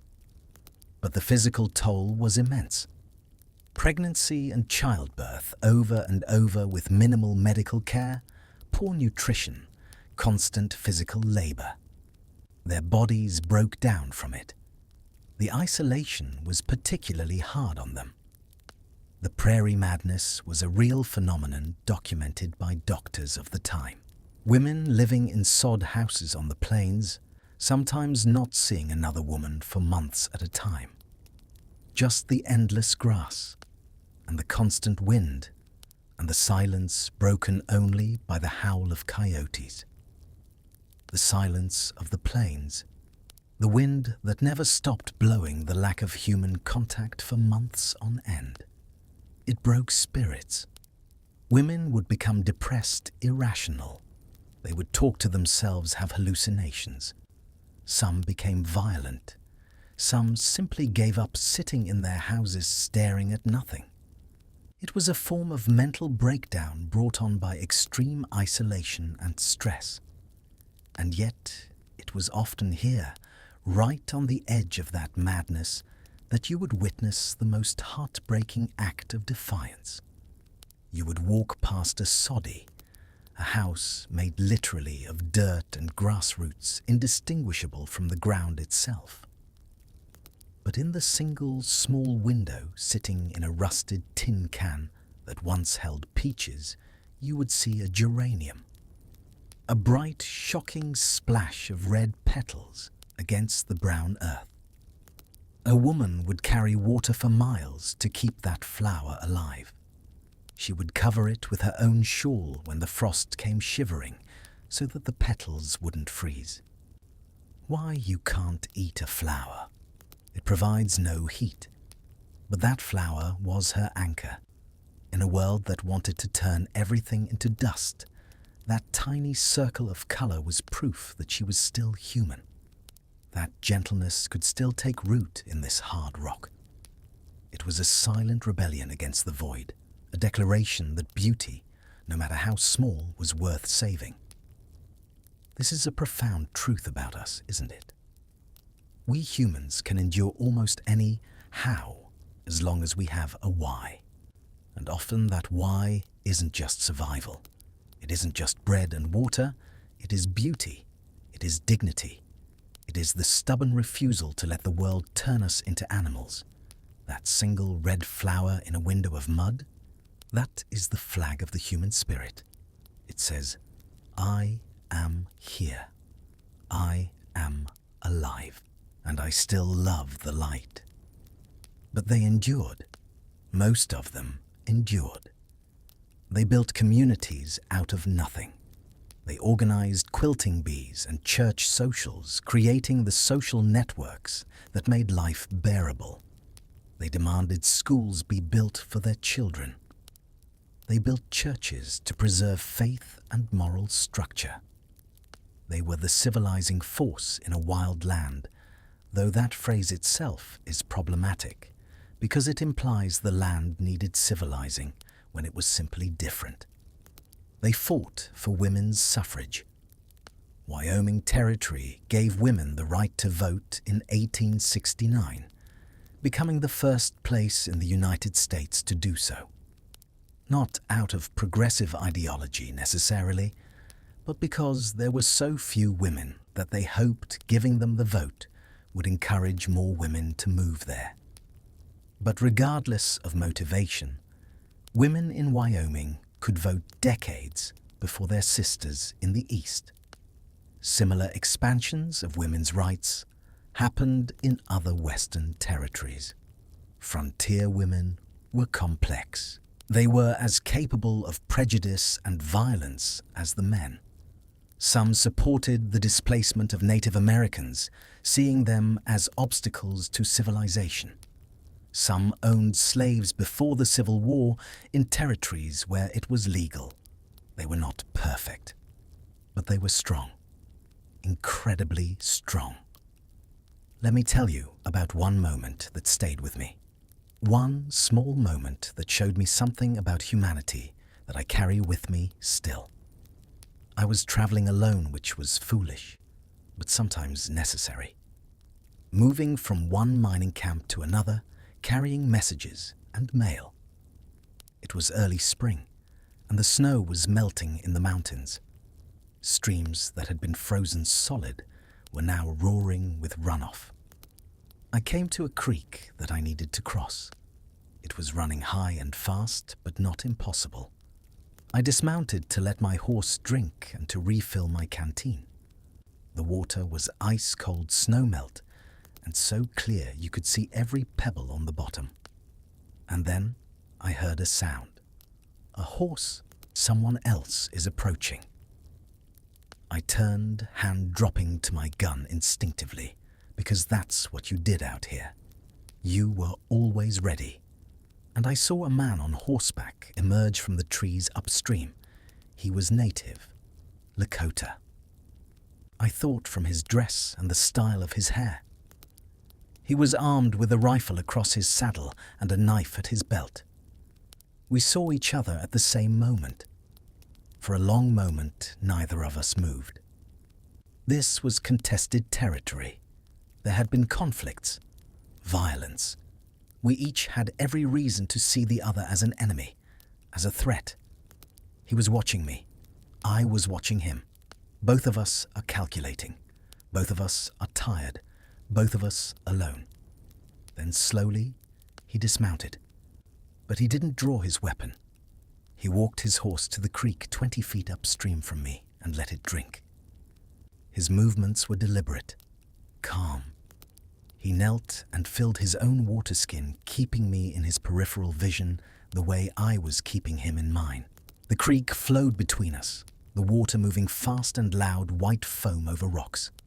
For what felt like an eternity, we just existed there. 2 men at a creek. Just 2 men. When he finished, he stood, and he reached into a pouch at his side. My hand tightened on my gun, but what he pulled out wasn't a weapon. It was food, dried meat. Pemmican, probably a mixture of dried meat and fat and berries that could last forever. He placed 2 pieces on a flat rock beside the creek. Then he stepped back. He didn't say anything. Neither did I. We didn't share a language, but the message was clear, an offering, a gesture. I looked down at the rock, then back at him.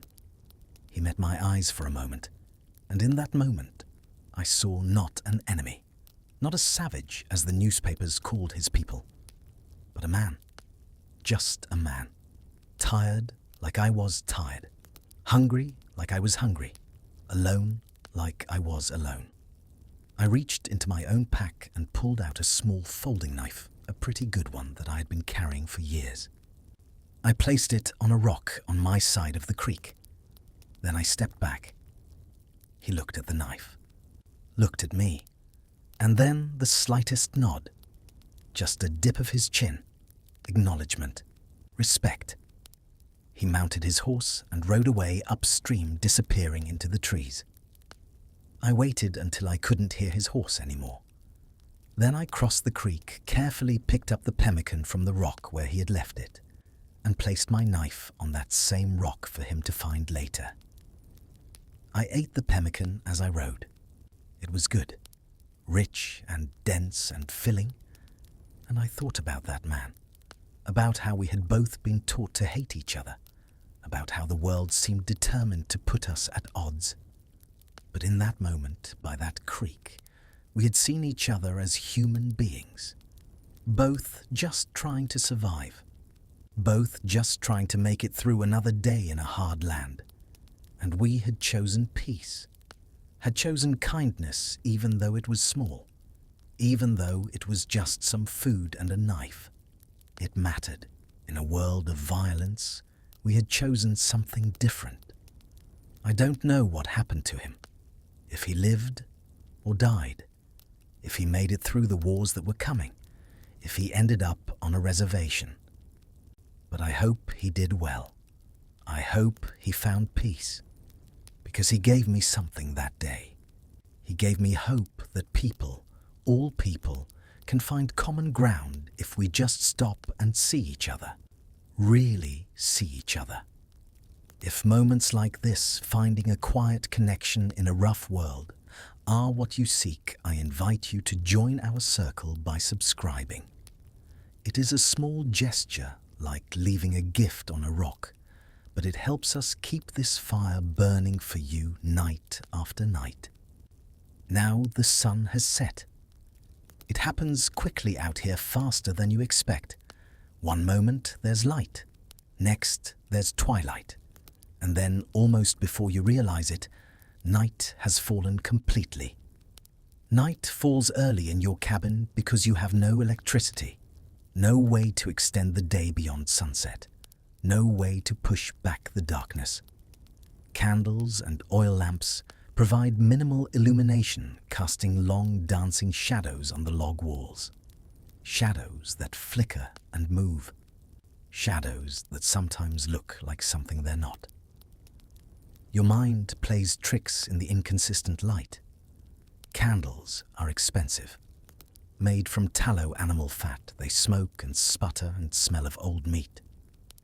Or beeswax, if you're wealthy, which burns cleaner but costs even more. Each candle represents hours of labor or precious money. You burn them sparingly. You light one only when necessary, and snuff it out the moment you can manage without. Oil lamps are better, but still expensive. The oil must be bought, carried, stored. It too burns slowly through your resources, so you measure it out carefully. A little oil, a few hours of light, then darkness. You are careful with them, incredibly careful. Fire was a constant danger, perhaps the greatest danger you faced daily. A single spark could mean losing everything. Your cabin, your food, your possessions, your life. Wooden buildings, dry timber walls, no fire department, no neighbors close enough to help. If your cabin caught fire, it burned to the ground. You might escape with your life if you were lucky. You might not. And afterward, you would have nothing. Nothing except the clothes you wore and whatever you could carry. So you watch the flames. You keep fire in the fireplace or stove, never anywhere else. You keep water nearby. You never fall asleep without banking the fire properly. Never leave a candle burning unattended. Never let your guard down. You prepare for bed. Even sleep in the Wild West is a job. It is not passive. It is not simply closing your eyes and drifting off. It is active survival. First, the fire. You must bank the coals. It's a careful process. You rake the coals together in the center of the fireplace. You cover them with ash, a thick layer that will insulate them without smothering them. The coals will smolder through the night, staying alive, ready to be uncovered in the morning and fed with kindling. If the fire goes out completely, starting it again is difficult. You'd need to strike sparks from flint and steel, catch them on char cloth, blow gently to create flame, feed it carefully with tiny pieces of kindling, build it slowly. It could take 15 minutes or more of cold, frustrating work. If the fire goes out, you freeze. The cabin temperature will drop to match the outside temperature. If it's below zero outside, it will be below zero inside. You could die of exposure in your own home. But if the fire burns too hot, if you don't bank it correctly, if a log rolls out of the fireplace, you burn down the cabin. You wake up to smoke and flames. You stumble outside into the cold. You watch everything you own turn to ash. It is a delicate balance, one you learn through experience, through watching others, through making small mistakes, and learning from them before you make the fatal one. Take a moment to look at those coals. Really look at them. In a world without screens, this was your entertainment. This was your meditation. There is a specific hypnotic magic in watching a log burn down.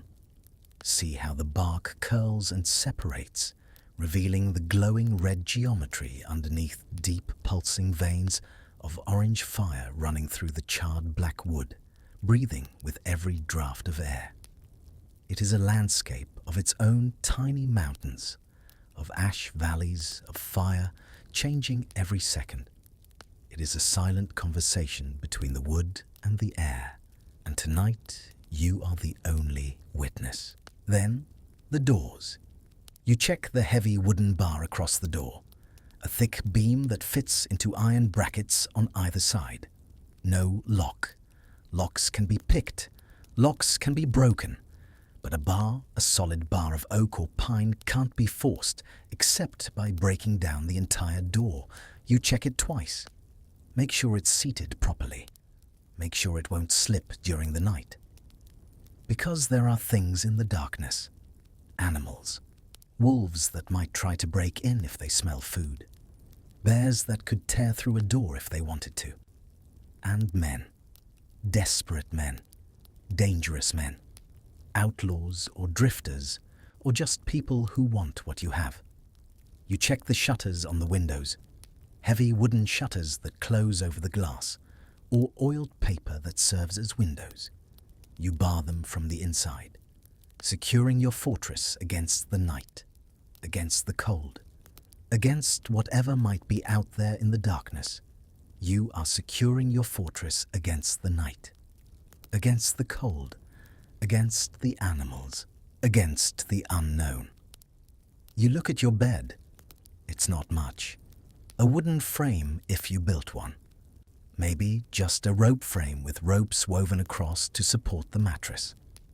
You tighten the ropes periodically because they sag with use. Sleep tight comes from this, the need to keep your bed ropes tight. Bedding was precious, hard to make, hard to wash, nearly impossible to replace if destroyed. You might have a mattress cover stuffed with straw or corn husks. Every time you move it rustles loudly, a sound like walking through dry leaves. It is lumpy. The stuffing shifts and bunches. It smells of dry grass and dust. It provides minimal cushioning between you and the ropes or boards beneath. In winter, the straw helps insulate you from the cold coming up from below. In summer, it traps heat, making sleep even more uncomfortable. But it's what you have. It's better than sleeping on bare boards. If you are wealthy, you might have feathers. A tick stuffed with goose down or chicken feathers. Softer, warmer, but still lumpy because the feathers migrate and clump together. And rare, so rare. Most settlers never owned feather bedding in their entire lives. You pile on the blankets, layers and layers of them. Wool blankets, quilts if you have them pieced together from scraps of fabric. Heavy, scratchy, but warm. Buffalo robes are the prized possession here. The hide of an American bison tanned with the fur still on. Heavy, thick, smelling of the animal even years after its death, but incredibly warm. A good buffalo robe could keep you alive through the coldest night. Could mean the difference between waking up and freezing in your sleep. They are the only thing that can stop the wind that seeps through the cracks in the walls. Because there are cracks, always cracks. The cabin logs shrink as they dry. The mud chinking between them falls out. Wind finds every gap and whistles through stealing what little heat you've managed to maintain. You do not wear pajamas. That's a luxury of the civilized world. Out here, you sleep in your long underwear called union suits. Red or cream-colored, scratchy wool, covering you from neck to wrists to ankles, a flap in back that buttons closed. Or perhaps your day clothes if it is truly cold. Your shirt and pants. Everything except your boots. Because taking off your clothes means exposing yourself to the cold. Means the time it takes to get dressed again in an emergency. Better to stay dressed. Stay ready. You might wear a nightcap to keep your head warm. A simple wool or cotton cap that fits close to your skull. Heat escapes from your head faster than anywhere else. A nightcap helps retain it. In a crowded roadhouse or a small cabin with many people, you might share the bed. Not with family, with strangers. Hot bedding was common. People sleeping side by side, sharing body heat, because it was the only way to stay warm. Imagine lying next to a stranger, a man you've never met, smelling their unwashed wool, their sweat, their breath, listening to their snoring. They are grinding their teeth, their muttered sleep talk, feeling them shift and turn, feeling their body heat mixing with yours under the shared blankets. You trust them with your safety simply because the cold is the greater enemy. Because human warmth is better than freezing alone. Because survival requires cooperation, even uncomfortable cooperation. Sleep itself was work. You didn't sleep deeply, not the dead unconscious sleep of modern life. You slept lightly, one ear always open, always listening. Listening for the crack of a branch outside, an animal, a person. Listening for the snort of a horse. Something is frightening the animals. Listening for the change in the wind. A storm is coming. Listening for the crackle of sparks from the fire. A log rolling. A danger. You woke up periodically to tend the fire, adding a log, checking the coals, making sure the temperature didn't drop too far, making sure you'd have coals in the morning. You woke up to check the livestock, in the barn or shed hopefully safe. But you needed to make sure no predators had gotten in. Make sure they had water. Make sure they were alive, because without them you couldn't work, couldn't plow, couldn't travel. It was segmented sleep. A first sleep, then a period of wakefulness, then a second sleep. This was the natural pattern before artificial lighting, before the modern world conditioned us to sleep in one 8-hour block. People would sleep for 4 hours, wake for 1 or 2 hours in the middle of the night, then sleep for another 4 hours. During that wakeful period, they would tend the fire, check the animals, sometimes talk quietly with their spouse, sometimes pray, sometimes just lie there, thinking, staring into the darkness. A rhythm dictated by nature, not by clocks, by biology, not by schedules, by survival, not by convenience.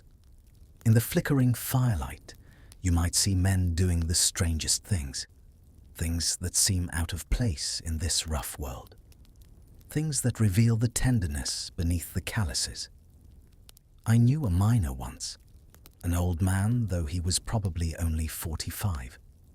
The mountains age you fast.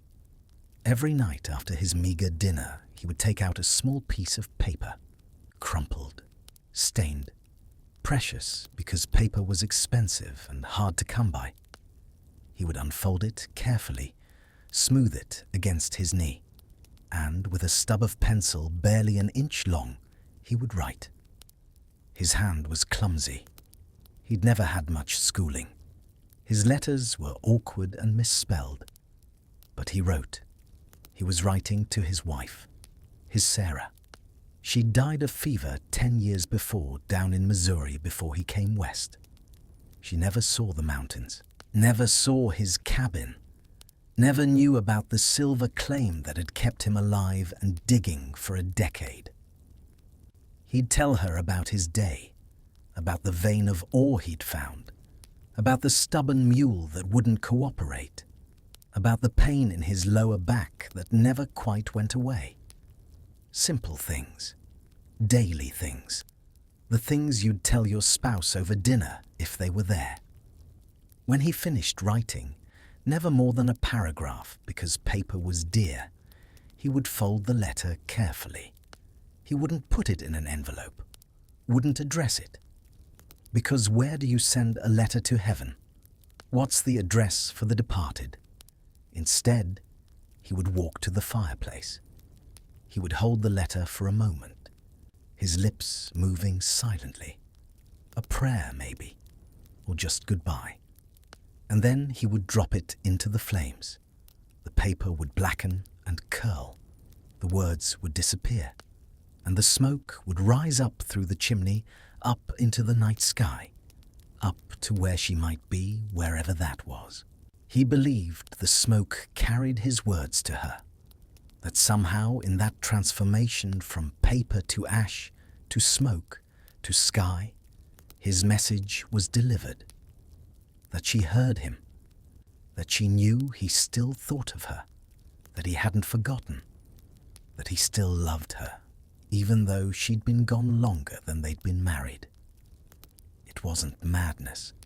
It was the only way he knew to keep his heart soft in this hard place, to maintain connection in this isolation, to remember that he was still human, still capable of love, still more than just a pair of hands digging in the dark. And after he burned the letter, after the smoke disappeared into the night, he would go to bed. And he would sleep better, sleep deeper, sleep with less of the terrible loneliness that haunted these mountains, because he'd been heard, maybe not by anyone real, maybe just by his own heart. But sometimes that's enough. Sometimes talking to the dead is how the living survive. As you lie there in your bed, surrounded by darkness wrapped in layers of wool and hide, you realize how complete the darkness is, how total, how consuming. We have forgotten what real darkness looks like. We in our modern world, with our street lights and our house lights and our phone screens, we've never experienced true darkness, absolute darkness, the kind of darkness that existed before electricity, before civilization, the darkness that humanity lived with for hundreds of thousands of years.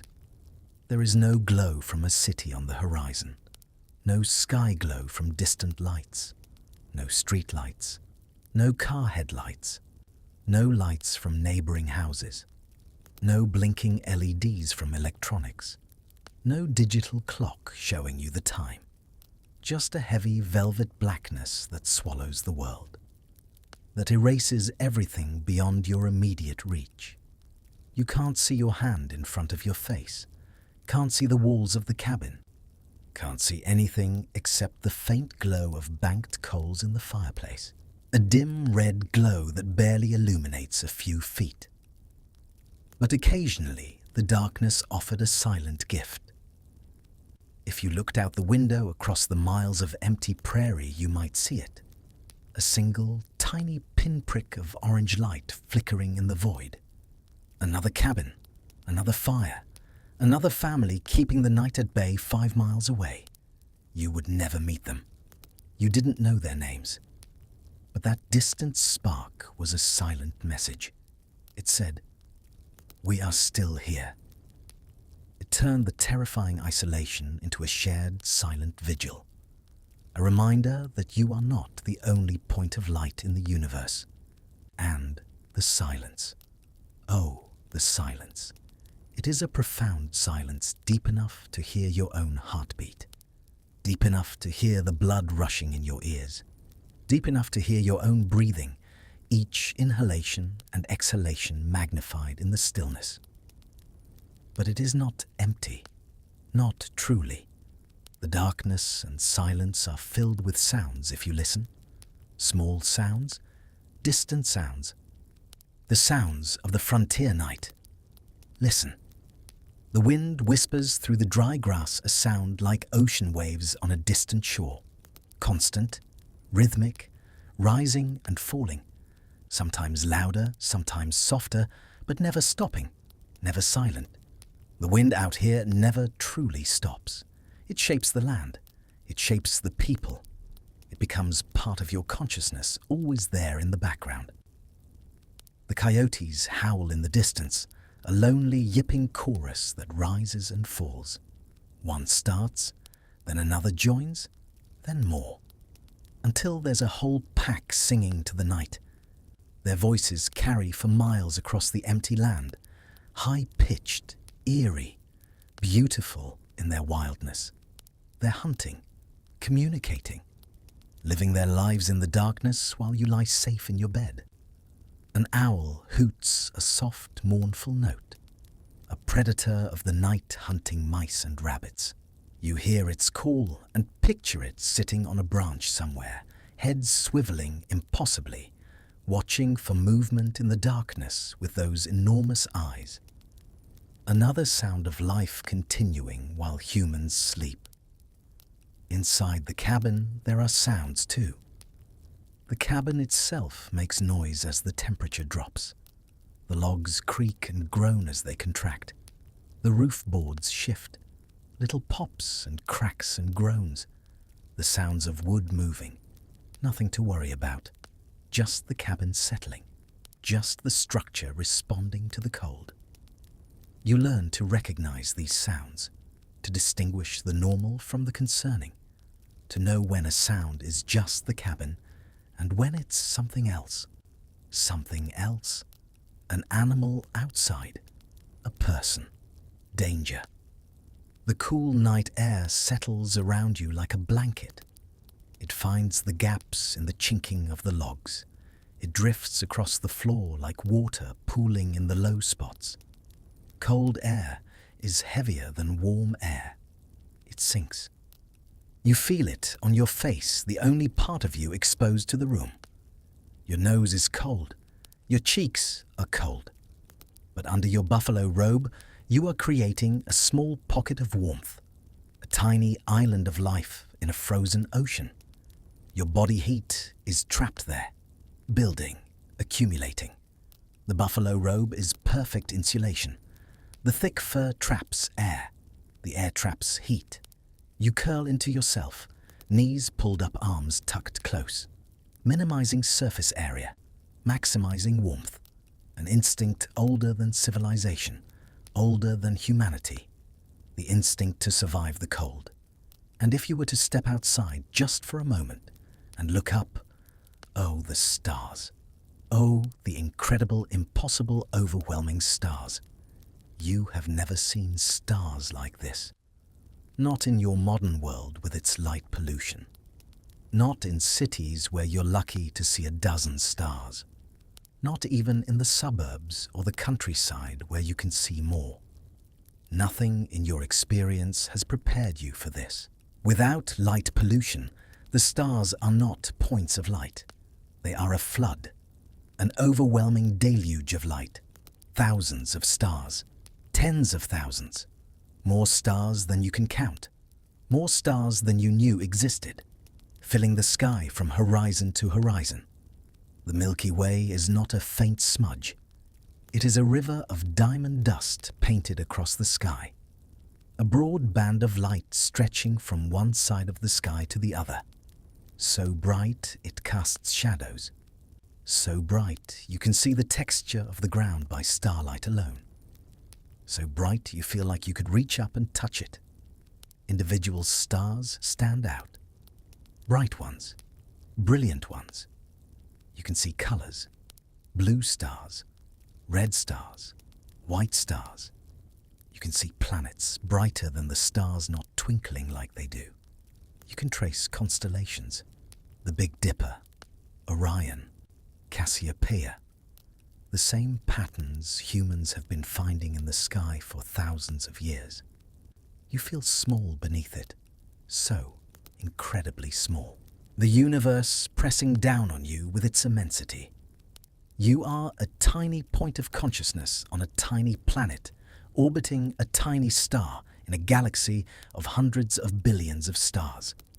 And there are billions of galaxies. The scale is crushing, humbling, terrifying in its grandeur. But you also feel connected. These are the same stars that guided the wagons across the plains. The same stars the cowboys watched from their bedrolls as they guarded the herd. The same stars the Native Americans named and told stories about. The same stars that have looked down on every human being who ever lived.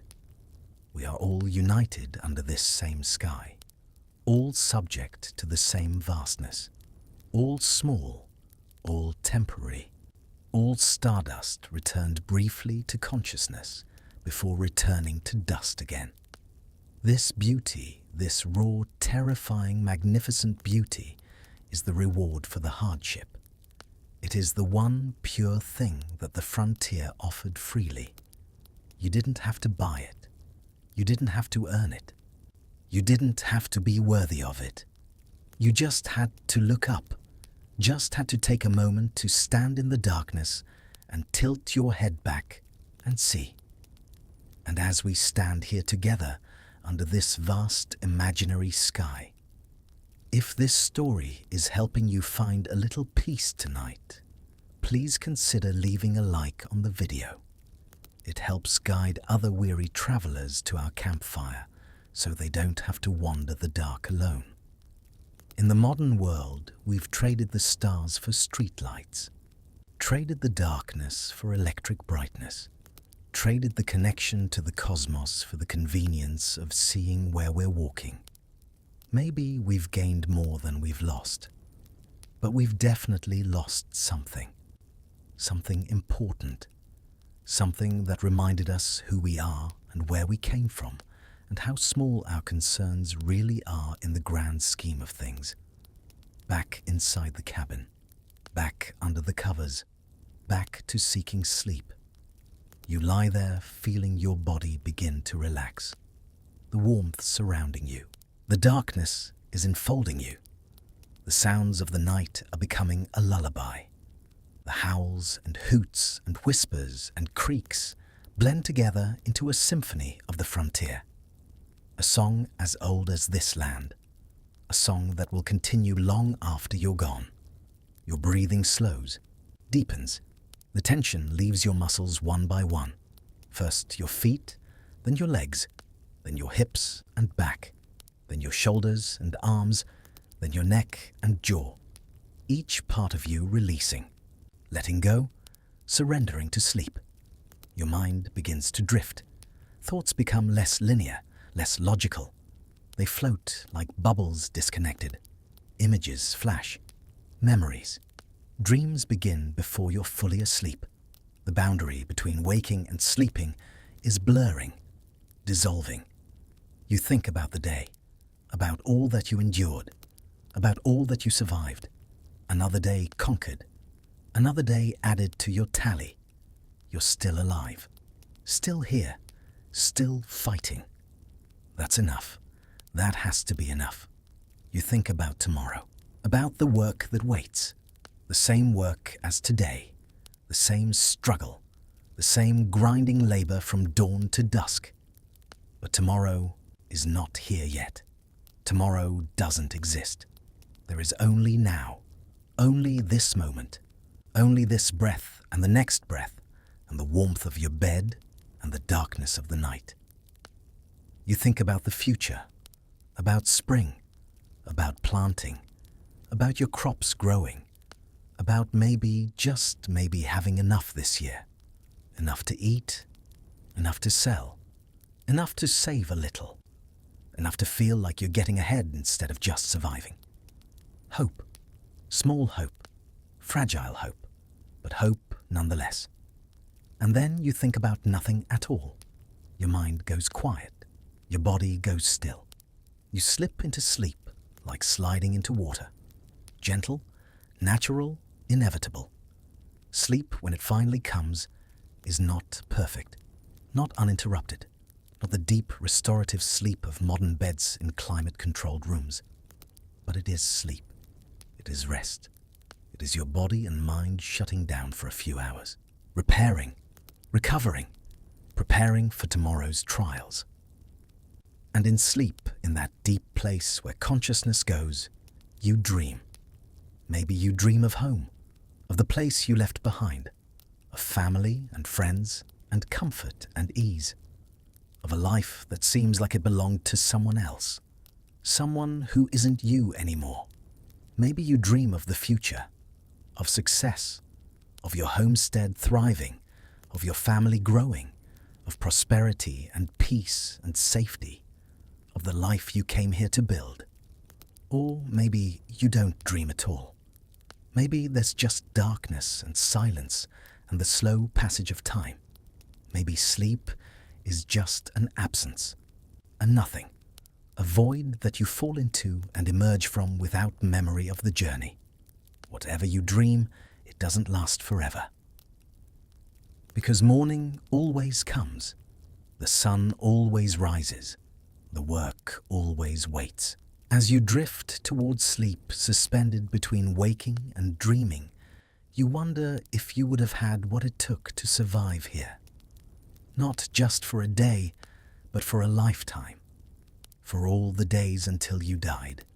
all the winters, all the summers, all the endless cycle of labor and danger and occasional joy. The people who shaped the American frontier were not the idealized heroes of fiction. They were not the noble cowboys of Hollywood. They were not the virtuous pioneers of legend. They were complex individuals, flawed individuals, real individuals. They were tired. God, they were tired. Exhausted down to their bones. Tired in ways that sleep couldn't fix. Tired from years of too much work and too little rest. They were hungry, not starving most of them most of the time, but hungry, never quite full, never quite satisfied, always aware of their next meal and whether there would be enough. They were scared, though they rarely admitted it. Scared of the weather, scared of disease, scared of violence, scared of failure, scared of dying alone in this vast emptiness, scared that all their sacrifice and suffering would amount to nothing. But they were resilient. That's the word. Resilient. They bent but didn't break. They were knocked down but got back up. They suffered losses but kept going. They faced hardships that would destroy most modern people, and they endured. Their story is one of human endurance against conditions that would break many of us today. It's a story of ordinary people doing extraordinary things, not because they were special, not because they were chosen, but because they had no choice, because the alternative was death, because survival demanded it. They cleared land and built homes. They planted crops in soil that had never been farmed. They raised children in places where children died at appalling rates. They built schools and churches and communities in places that had been empty wilderness. They connected a continent. They built the railroads and the telegraph lines that made the nation whole. They established the cities and towns that still exist today. They created the agricultural systems that still feed the country. They did it with their hands and their backs and their sweat and their blood. Many of them died doing it, died young, died hard, died in ways that were avoidable if only they'd had better medicine or more food or less dangerous work. They died and were forgotten. Their names are lost, their graves unmarked, their stories untold. But some survived. Some lived to old age by the standards of the time, lived to see their children grow, lived to see their homesteads become prosperous farms, lived to see towns spring up where there had been nothing, lived to see the wilderness tamed for better and for worse. And they told stories, around fires, in cabins, in the town saloon, stories of the early days, of the hard times, of the people who didn't make it, stories that got passed down and embellished and changed, stories that became legends, stories that became myths, stories that eventually became so far removed from reality that the truth was lost. But underneath the legends, underneath the myths, underneath Hollywood's version of the West, there were real people. People who suffered and struggled and survived. People who weren't perfect but were strong. People who made mistakes but persevered. People like you, like me, like all of us would be if we were born in that time and place. And perhaps that is the deepest lesson the frontier teaches us. It strips away the illusions. It shows us that underneath our modern clothes, our technology, our comfortable lives, we are exactly the same creature that shivered in those cabins. We have the same capacity for fear, yes, but also the same capacity for courage. The same ability to wake up in the dark, face an uncertain world, and simply keep going. You are stronger than you think, my friend. because you are made of the same stuff as them. But you do not have to endure it. Let the image of the cold cabin fade now. Let it dissolve like morning mist. Let it become a memory, a story, something that happened to someone else in another time. Let the smell of the dust and the smoke drift away. Let the sounds of the coyotes and the wind grow distant. Let the bone-deep weariness lift from your shoulders. Feel the surface beneath you now. Really feel it. It is soft. It is supportive. It is not a sack of straw filled with insects. It is a real mattress, a modern mattress designed for comfort, designed to cradle your body, designed to let you rest. Feel the air in your room. It is not freezing. It is not stifling. It is controlled. It is comfortable. A perfect temperature maintained by modern technology, by heating and cooling systems that your frontier ancestors couldn't even imagine. You are safe. Truly safe. There are no wolves at your door, no outlaws in the darkness, no diseases sweeping through your community, no hunger gnawing at your belly, no pain that can't be treated, no injuries that can't be healed. The wind may howl outside your window, but it cannot reach you. Your walls are solid. Your windows are sealed. Your home is a fortress against the weather. The cold stays outside where it belongs. The darkness is not a threat. It is a curtain drawn for your rest. It is not full of dangers. It is just an absence of light. Peaceful, safe, protective. You can sleep without fear, without watching, without listening for every sound. You have the luxury of cleanliness. You showered today, probably. You will shower tomorrow. You don't smell. Your clothes are clean. Your sheets are washed. You live in a world where soap is cheap and water is abundant and cleanliness is taken for granted. You have the miracle of a warm bed, blankets that are soft, pillows that support your head, sheets that don't scratch, a room that doesn't leak, a house that doesn't let in the cold. Comfort that would seem like a palace to a frontier settler. You have the safety of a locked door that you do not need to defend, a lock that works, a door that's solid, police that you can call if something goes wrong, neighbors close enough to hear you, a safety net that didn't exist in the Wild West.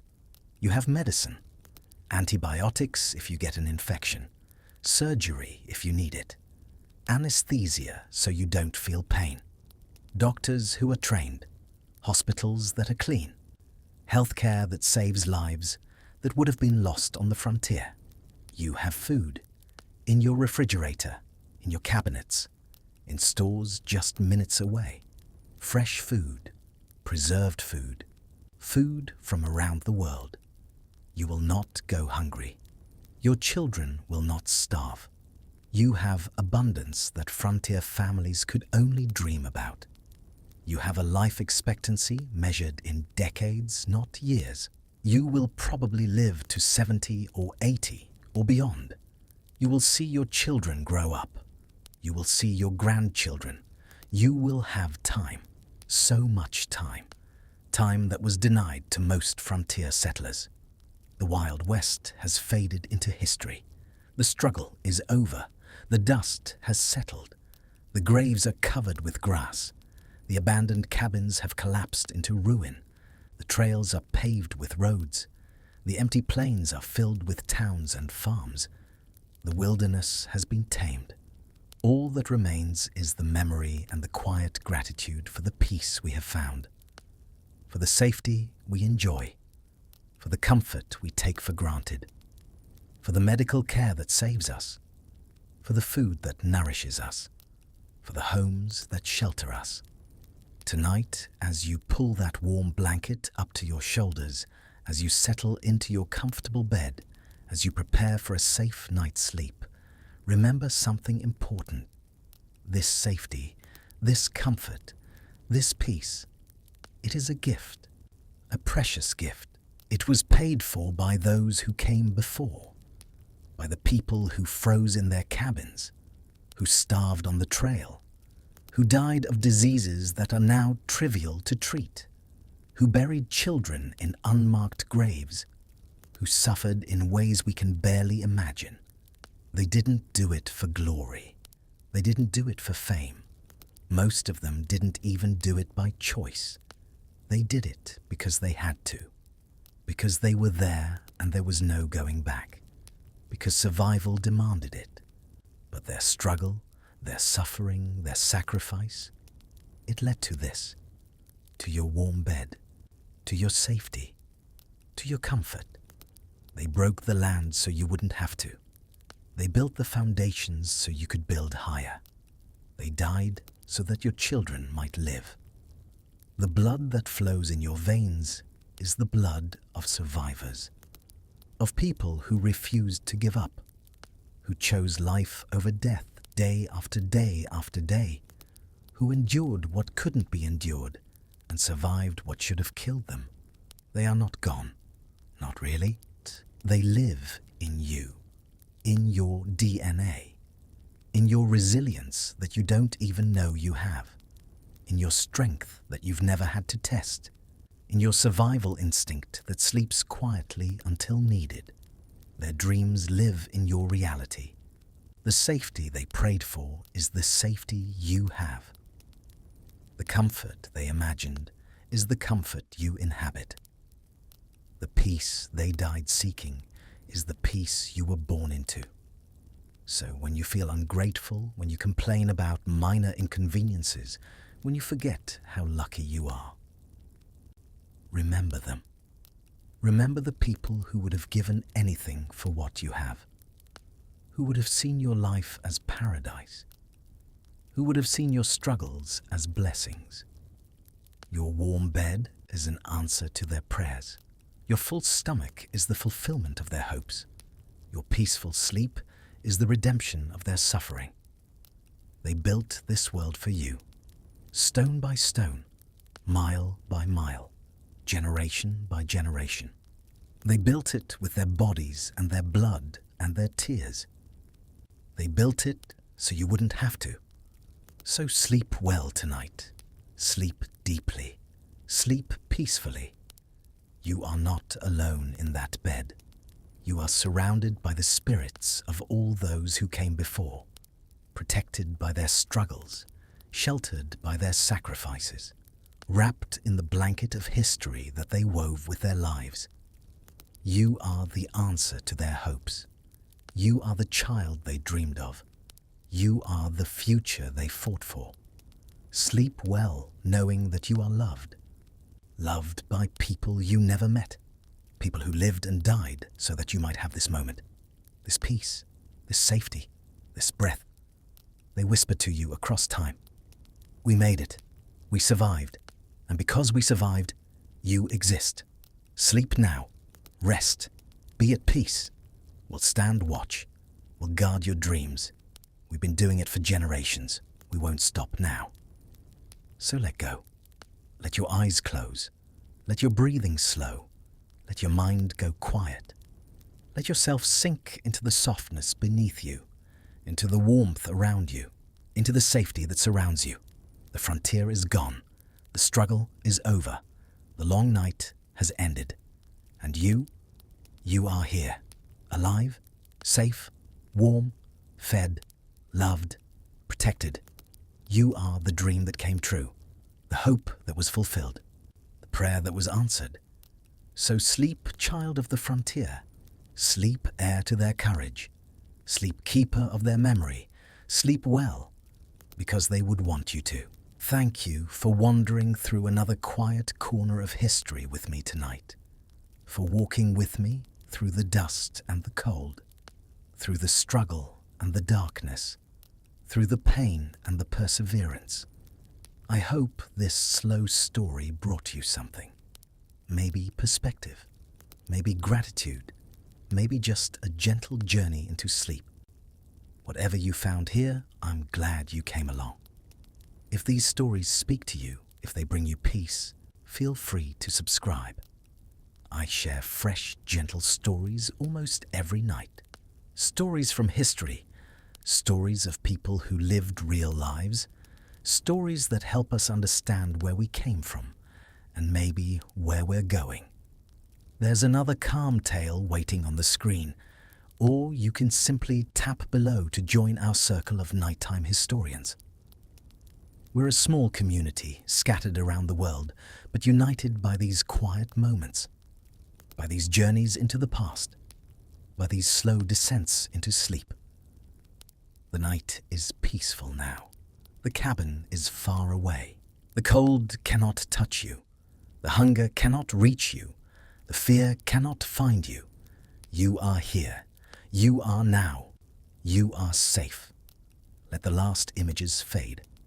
The wagon trains disappearing into history. The campfires are going dark.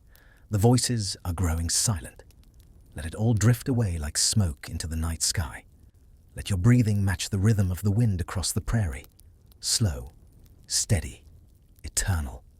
Let your heart beat slow to match the pace of time itself. Patient, calm, unhurried. Feel yourself sinking, not falling, but settling, like dust after a storm, like snow in still air, like leaves after they've finished falling. Gently, softly, naturally. The stories have been told. The journey has been made. The history has been remembered. Now there is only sleep, only rest, only the peaceful darkness and the comforting silence and the gentle letting go. If these stories speak to you, if they bring you peace, feel free to subscribe. I share fresh, gentle stories almost every night. Stories from history. Stories of people who lived real lives. Stories that help us understand where we came from and maybe where we're going. There's another calm tale waiting on the screen, or you can simply tap below to join our circle of nighttime historians. We're a small community scattered around the world, but united by these quiet moments, by these journeys into the past, by these slow descents into sleep. I am Peter Miller, and the trail we walked tonight ends here. Sleep well, my friend.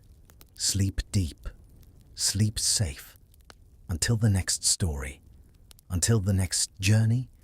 Until we meet again in these quiet hours when the world is still and the past comes alive and history speaks in whispers. Good night.